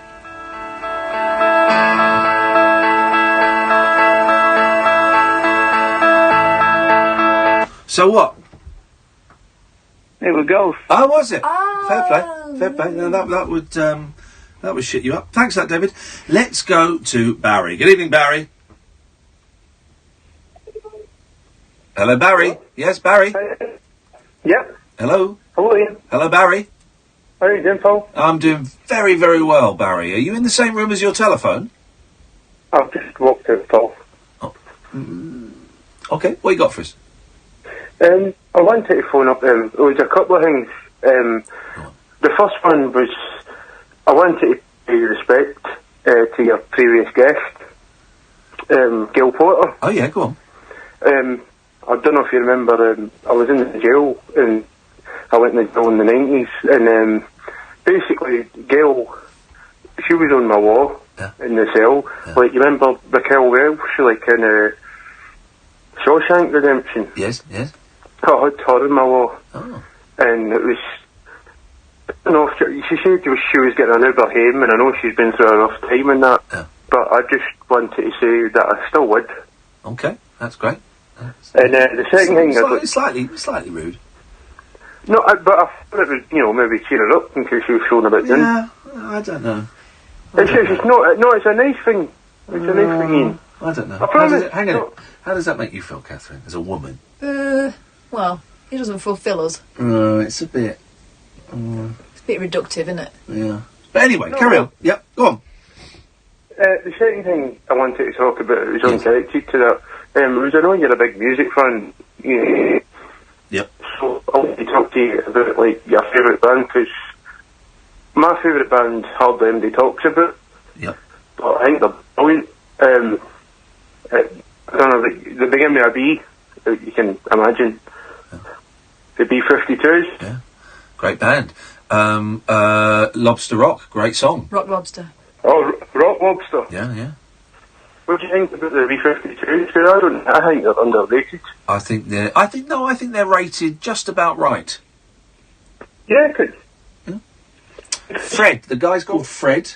Can't remember what the two women were called. Kate Pearson. And was Kate Pearson the one that did the stuff with R.E.M.? Yes. Great. That's right. Me and Honey. Yeah. What a tune. Yeah. Absolutely fantastic. But they're such an inclusive band. I think they're like really ahead of their time, because they were ahead of their time. They were. They were influenced heavily by Kraftwerk, but they were ahead. They were ahead of their time. They were like doing weird, psychedelic punk pop before that was fashionable. Exactly. Yeah. And they were really inclusive.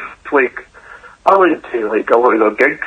They don't come out here that much, but one of the gigs I went to, like, there's all sorts of people there, like the different kind of, people that are different genres. Like, there's got like a lot of transsexuals there, and okay. Right, now I get me. That album that Love Shack is on, I can't remember, is it called X or Club X? What's the album called? I bought it because we talked about it when we were at the BBC, and it's I not bought Ron, it. Is it? No, but that's a great album. That's a great pop album. It's got Rome on it. It's got Love Shack, and it's got there's another kind of minor hit on there, I think. And it's a great album, and it just kind of, as side 2 kicks in, it goes on, it just kind of creates this really weird, wonderful mood. What's the album called? I'm looking it up now. It's a great album. Rome is just, Love Shack is the one that gets all the attention. Rome is just a superb song. I've got, let's see. When would it have been? There's Whammy, Wild Planet, B-52s. Cosmic Thing, wasn't it? Cosmic Thing, there we go. I bought that on CD, I think, a couple of years ago. 0344 499 1000 is the telephone number. If you want to give us a call, this is the Late Night Alternative on Talk Radio. The big bald eagle of broadcasting is on Talk Radio. Get him off. I'm not interested in listening to someone who's not going to listen. The legendary James Whale. Only a nutcase would come up with an idea like that. The radio presenter who isn't afraid to tell you what to think. I am sick of this. I think our speed limit on our motorways is far too low. It needs to be 80 miles an hour at least. Cometh the hour. Cometh the Whale. You can come on the air. You can have your say, because this is a free country at the moment. The James Whale Show, tonight from 7 on Talk Radio. The late night lip service for lovers, loners, and lounge lizards. Yeah, well, where exactly is your accent from? The Late Night Alternative with Iain Lee. I've forgotten your name already, excuse me. On Talk Radio. 0344 499 1000 is the telephone number if you want to give us a call. More than welcome to. Everyone's going on about this Russia stuff today. Honestly, I couldn't care less. You know what? Shall I tell you what will change? Nothing. Nothing's going to change. It's going to have no impact on my life. Nothing's going to change. I think it's the same. They have to kick off though because it's chemical weapons being used in the UK. I couldn't care less. And all the news today is about this. I'm really starting to think that, and we talked about it a bit yesterday, I'm starting to think that the news is pointless. The news is pointless, really. It doesn't change anything. Nothing changes. Nothing changes. Everything is exactly the same. No, I tell you what changes. Everything just gets a bit more expensive. That's it. That's the only thing that changes. Whatever the news, everything will be a bit more expensive. Russia, this thing with Russia, things will get a bit more expensive because we've got to spend a bit more on defence. Brexit, things will get a bit more expensive. If we hadn't voted for Brexit, things will get a bit more expensive. Everything just gets a bit more expensive. That's the only constant, is the only thing that changes. The Who legend Roger Daltrey has revealed he is very, very deaf. Not surprised. The rocker made the confession during a solo show, adding that he now relies on lip reading and wears large in-ear monitors to follow the music at live gigs. Well, everyone wears large in-ear monitors to follow music at gigs. The days of having a speaker blasting out the front of you have long gone. Daltrey, 74, told the crowd, "The trouble with these ear things that I wear is that I am very, very deaf. And I advise you all you rock and roll fans, take your effing earplugs to the gigs." I know what he means. It was a badge of honour when I was a teenager to not be able to hear for 2 days afterwards. You'd stand at the front of the gig and you'd get your thing, and you'd have the ringing, and that was a badge of honour, and it's awful. And my parents still talk about, they saw the Who a few times, and they said it was so loud you felt it through your chest. If only we had known when we were young, we are lip reading. Daltrey said he wanted to keep gigging for a long time, adding, "I am lucky to be doing what I do, so thank you." Despite his medical issues, the Who singer delivered pitch-perfect performances of hits, including I Can See for Miles and The Real Me, at the Hard Rock Resort in Las Vegas. Daltrey admitted he missed Jimi Hendrix and door singer Jim Morrison. Jesus, door singer Jim Morrison, if there's ever been an overrated, overblown idiot in pop, Jim Morrison is that. It's terrible. Lizard King, his name's an anagram of Mr. Mojo Rising. His name's an anagram of fat idiot who died in the bath. Daltrey said, "Those people aren't here anymore. What am I doing here?" And here we go. And these days, everybody thinks that they have thousands and millions of friends on this anti-social media. Yes, Roger! But in the end, as you get older, your friends do die, and there is nothing you can do about it. Your real friends are the ones by your side. Bandmate Pete Townsend also wears 2 hearing aids, Daltrey has claimed. Yeah, they're the Who. They can do what the hell they want. They can go and smash up the Derby and Joan if that's what they want. They should change their names to the what? Get it? Because they can't hear. No. What? The Pardon? No, I would change it to the Who. That works. That's better. That's a better gag. Well, it's a better gag because it's the same name, but it's got a question mark at the end and it's louder. The Who. The what? We're workshopping. We're just workshopping ideas for our Edinburgh show. A film on Prince Harry and Meghan Markle looks incredibly bad. Of course it does. Is this channel that makes all these crappy movies? Lifetime channel or something. The lookalikes chosen to portray the prince and his bride-to-be are nothing like them. Parisa Fitzhenley, who is half Jamaican, plays Meghan, 36, and Murray Fraser, the Ginger Royal, 33. The Lifetime TV movie Harry and Meghan, the Royal Love Story. Man, I want to see this. I want to see this film. Will tell how the US actress became engaged to the 5th in line to the British throne. Other disastrous doubles include the Queen, Maggie Sullivan, Diana, Bonnie Soper. Parissa said of the show to be aired on May the 13th, "It's been such a labour of love for everyone involved, and we hope you love it too." But let's face facts, it looks like fake news to us. I love films with lookalikes in. I'd love to see this. There's a lot of Beatles lookalikes. And doesn't Nick Cotton play? Isn't Nick Cotton either John Lennon or George Harrison in a Beatles film? But there's one, and I really wanted to enjoy it, and I couldn't watch it all in the end. In fact, I might watch it next week. It's called Two of Us or something, and it's a fictional recreation of what people think might have happened when Paul McCartney turned up at the Dakota building. It's a real thing that happened, and he spent a couple of hours with John Lennon. And it's just two people. I wonder if there'll be a trailer for it. Hang on a second. Is that what it was called? The Two of Us? Hang on a minute. YouTube. Beatles TV movie Two of Us. Oh no, that was a sitcom with Nicholas Linters. Here we go. Hey! Oh look, there's McCartney. I wonder if there's a trailer for it. Here we go. There's John Lennon and Paul McCartney in an elevator. Let's have a little listen to this, shall we? Fancy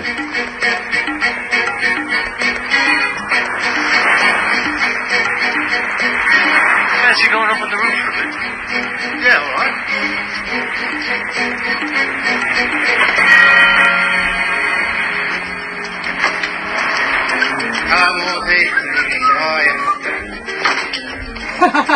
Gave the thumbs up. Oh, you take mine. Thank you. No.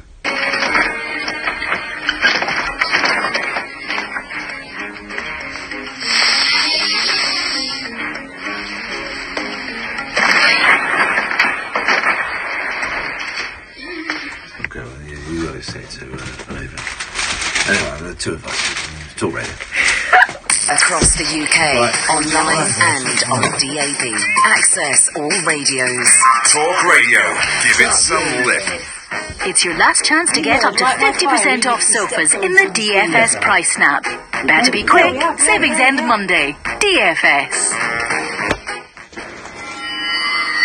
You will never be Chuck Norris. You will never save the world. But you can save up to 40% on the Fiat Professional range of vans. That's pretty cool. Okay, it's not as cool as being Chuck, but this ain't a movie. Save up to 40% at your Fiat Professional dealer now. T's and C's apply. Saving up to 40% varies depending on Fiat Professional model. Valid until 31/03/18. Visit fiatprofessional.co.uk for more information. Oh yeah. I start with an O. I end with a Y. I'm the second biggest preventable cause of cancer. What am I?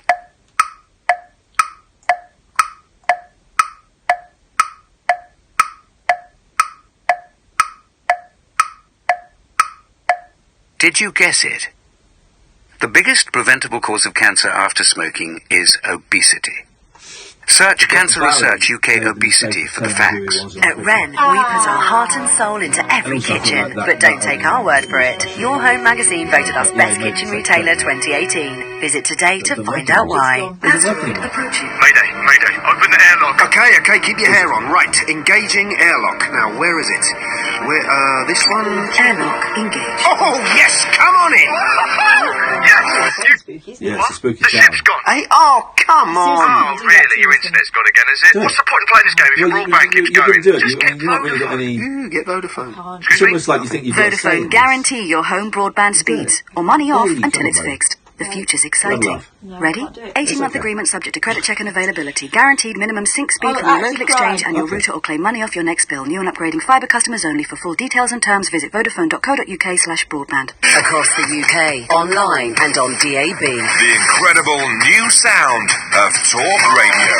The No Nonsense Breakfast with Julia Hartley-Brewer. The biggest breaking news stories, headline-grabbing guests, and razor-sharp opinion. Join me, Julia Hartley-Brewer, when I'll be turning up the heat every morning from 6:30 with an essential mix of straight-talking debate, heavyweight political guests, and fearless comments. Waking up the nation with a brand new breakfast conversation.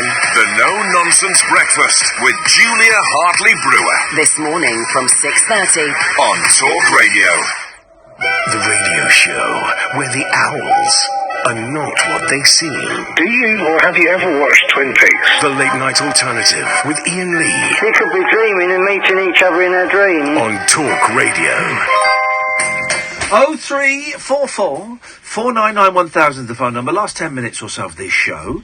And then Paul Ross will be on at 1 o'clock. And then at 5 o'clock it's James Mack. 6, and I'm back tonight at 10. You're not in tonight? No. You're off to see Flight of the Conchords. I am, yeah. I'm very, very envious. My Christmas present. Where are you seeing them? They're playing like big arenas. Milton Keynes. Milton Keynes Bowl? No, where in Milton Keynes? I think the theatre. Really? Because they're playing like a big arenas, like 12,000-seater arenas. Yeah.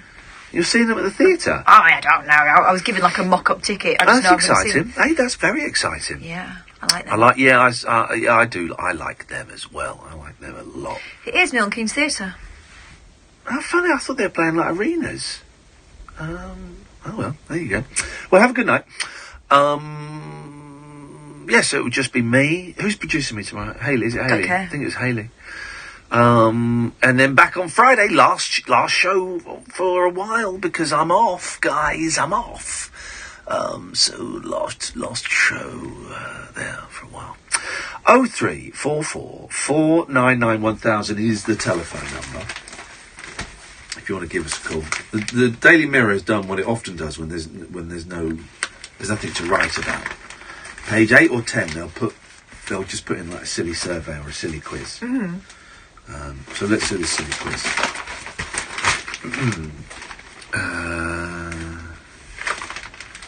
All right. Are you lost for words? Name that tune from the lyrics. Meghan Markle certainly didn't seem lost for words. Sorry? Meghan Markle, this is how it starts. Meghan Markle certainly didn't seem lost for words, but 1 in 4 of us don't know the lyrics to God Save the Queen. A recent poll found many struggle to sing along to the national anthem. Yet American Meghan put us to shame as she belted it out with future husband Prince Harry during a Commonwealth Day service at Westminster Abbey this week. Imagine you got like with a boyfriend, Kath, and you had to learn a song about his nan. Wouldn't that be weird? That'd be a weird thing, and then sing it in front and be watched by millions of people singing it, a song about his nan. But is it just the national anthem, or are we bad at remembering songs in general? How well do you know the words of these iconic songs? All right. Bring me my bow of burning gold. Jerusalem. Oh, okay. I walk down the lane with a happy refrain. Singing in the Rain. Wow, you're going to go straight through. I don't know if I'd know these. Okay, because I'm easy come, easy go. It's Bohemian Rhapsody. It waved above our infant might when all ahead seemed dark as night. Oh. I wouldn't get this. Is that the Star Spangled Banner? No, it's the Red Flag. The exact opposite. Take a sad song and make it better. Hey Jude. When Britain first at heaven's command arose from the azure main. What the flip? No. Rule Britannia. What the hell is this one? Where hast thou been since I saw thee? Oh, I know this. Ilklimo Bartat. What is that? Where hast thou been since I saw thee? Since I Okay. saw thee on it means on Ilklimo without a hat. You end up dead and being eaten by worms. Those days are past now, and in the past they must remain. No. Flower of Scotland. I mean, some of these regrets I've had a few, but then again too few to mention. Wow. My way. The pipes are calling. Danny Boy. Parsley, sage, rosemary and thyme. Scarborough Fair. Through the storm we reach the shore, you give it all, but I want more. Oh. With or without you! Again?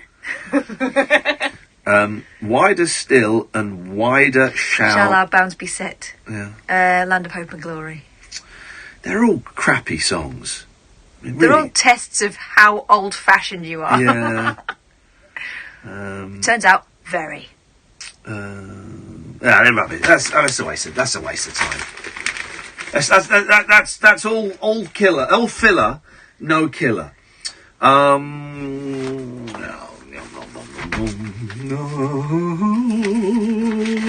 Here we go. This is what we I want. liked your Yorkshire, by the way. Thank you very much indeed. A dozen women brawled in a pub car park after a 7-hour booze binge watching male strippers on Mother's Day. Traditional. Here's a poster for it. The Woodman Arms, Mother's Day. The what, sorry? The Woodman Arms, Mother's Day. Male strippers. Treat your mum to something different. And there's a mum sat on a stool with a naked man's arse in her face. There's a mum on the floor with a man who's just got his jeans on but is down so you can see his pants, and he's pretending to give her one. There's a mum riding on top of a man. He's pretending to give her one. What happened to going to church and getting some daffodils? And then there's 2 mums being arrested.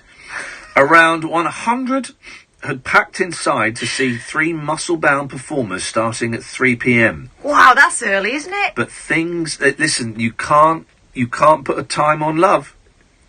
But things turned ugly outside at around 10:25 p.m. The Woodman Arms in Normandy, Middlesbrough, had advertised the free event with a poster. Stop. So it starts at 3. By 10 o'clock they're kicking off. So they've been in there for 7 hours. Yep. Oh my God. A free poster to treat your mum. So among the crowd was actress Gabrielle Green, who starred in the CBBC fantasy drama Wolfblood. Who's she? I don't know. Gabrielle Green. Let's have a little look. Gabrielle Green. Here we go. Let's have a little look-see. No, I don't recognise her. She told followers on Twitter, "Imagine, I've come home to take our mum out for Mother's Day, and she's got me watching effing strippers." First on for a 15-minute set at 4 p.m. was Glenn Watson, 23, dressed as an odd job man. Very odd job. Next was Johnny Hunter, 28, of Washington Tyne & Wear, wearing a police outfit. He said that as he went to go on stage, a doorman told him, "They're wild in there, you've seen nowt like it." Johnny added, "I don't know if that was just because it was Middlesbrough. I thought it was strange having strippers that early. It was rowdy. They were cheering and screaming and whistling. Some were game and were up for it. I got them to suck a banana and lick cream off me. They weren't shy." And listen to who's up after this fella. "After me was Sergeant Sex, the soldier." Sergeant Sex. I'm guessing not his real name or rank. I don't think they're allowed to do that in front of people. The strippers each paid £100, left at 6 p.m, but many of the crowd were still there when fighting broke out. One witness said it was mayhem, despite a couple of men trying to break things up. They're women, you see. Frenzy. A frenzy. Another said they were all hammered. There was a lot of pushing and shoving, but it didn't look like anyone was in danger apart from falling over. Pub worker Dave French insisted on Facebook it wasn't. The regulars, police said 2 women of 24 and 30 were arrested and given £90 fixed penalty notices for being drunk and disorderly. Gosh, but when the police turned up, they thought it was an encore. Sergeant Sex. Standing to attention, sir!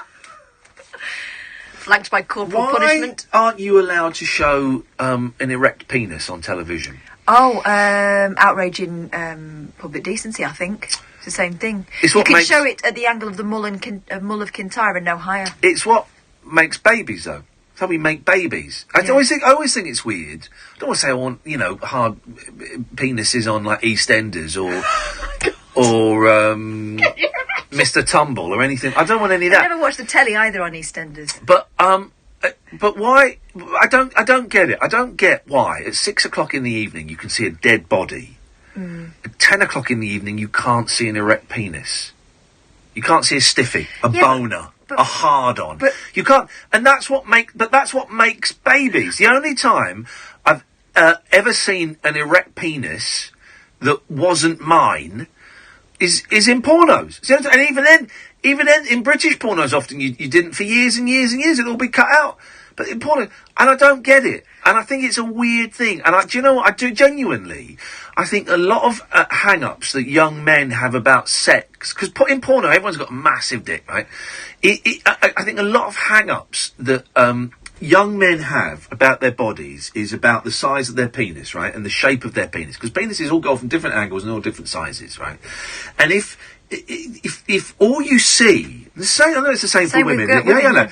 But if all you see is, like a 9-inch dick in a porno film, and you're thinking, God, geez, I'm not, you know, I picked a small one, obviously, ho, ho, ho, but you think, oh, God, I'm not anything like that.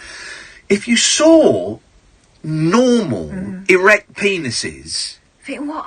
You know, men would feel a lot better. I think women would feel a lot better. You know, not, you know, waved around all over the place, but What, in what kind of scenario, though? Because, you know, the average film, it's a bit much to ask the actor to do that, because they're not actually having sex for real. Oh, I don't know. I'm not here to pitch an idea for a movie or a drama, but I do think that it's really, we have this really weird, interesting hang-up that we've already seen dead people and tortured people and hear of horrific, you know, sexual abuse and stuff. But the things that give us life, you know, the hardened penis and the moist vagina, these things create life, right? And we're not allowed to sit. And someone will complain that I've said those words. Yeah. But the thing is that now kind of porno's gone mainstream because people get it on their phones. Kids are looking at it on their phones. Yeah. I read something in the paper horrific yesterday saying that girls of 15 are going in to try and get vagina modifications because they think they're weird. Yeah. It's like... And yet, people are horrified by women breastfeeding. Yeah. It's designed to do. As a nation, come here, Paul. We're just talking about erect penises and modifications. Yes, I just as a species, we're screwed up. That you can see a dead body, you can hear all, you know, but we can't see the things that give us life. Anyway, sorry, Paul. We went off on a bit of a tangent there. Nothing wrong with that. What you got for us tonight? Well, I've had a fascinating conversation with a woman who couldn't stay up late because she's got to be up very early in the morning to look at medieval church graffiti. Oh. And she spotted some in Hampshire. And I had no idea there are 12 groups around the country and they specialise in logging and kind of deciphering medieval church graffiti. Yeah. It was a way of leaving coded messages. The Knights Templar's been mentioned by this woman. And also, of course, it was around the time, the one she's found in Hampshire, of the Black Death.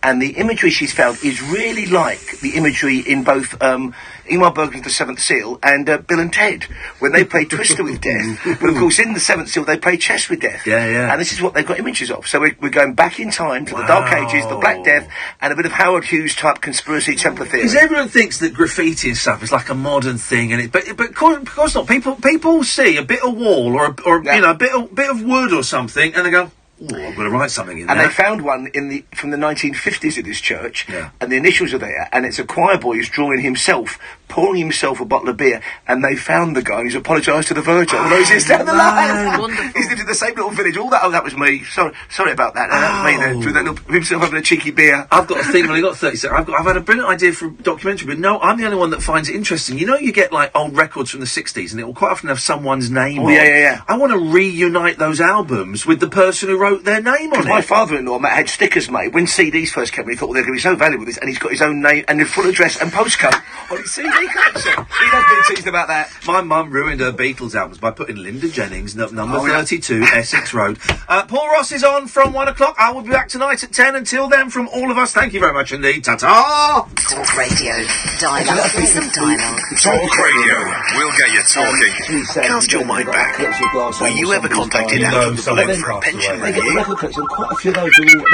Were you advised to move your work or personal pension into a SIP, self-invested personal pension? You could be due thousands if you were missold.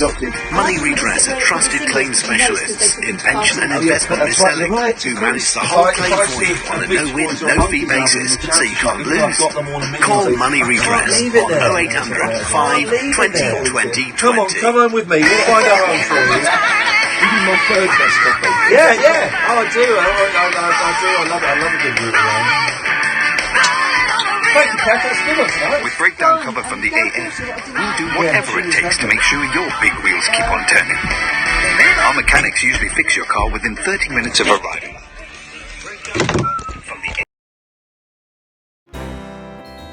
Join me, Iain Lee, for interesting conversations you don't usually hear on the radio. Week Monday, I get shoes. Dolly Parton, I listen to a record all day long. The Late Night Alternative with Iain Lee on Talk Radio. That was the most profoundly upsetting call I've ever heard in my life.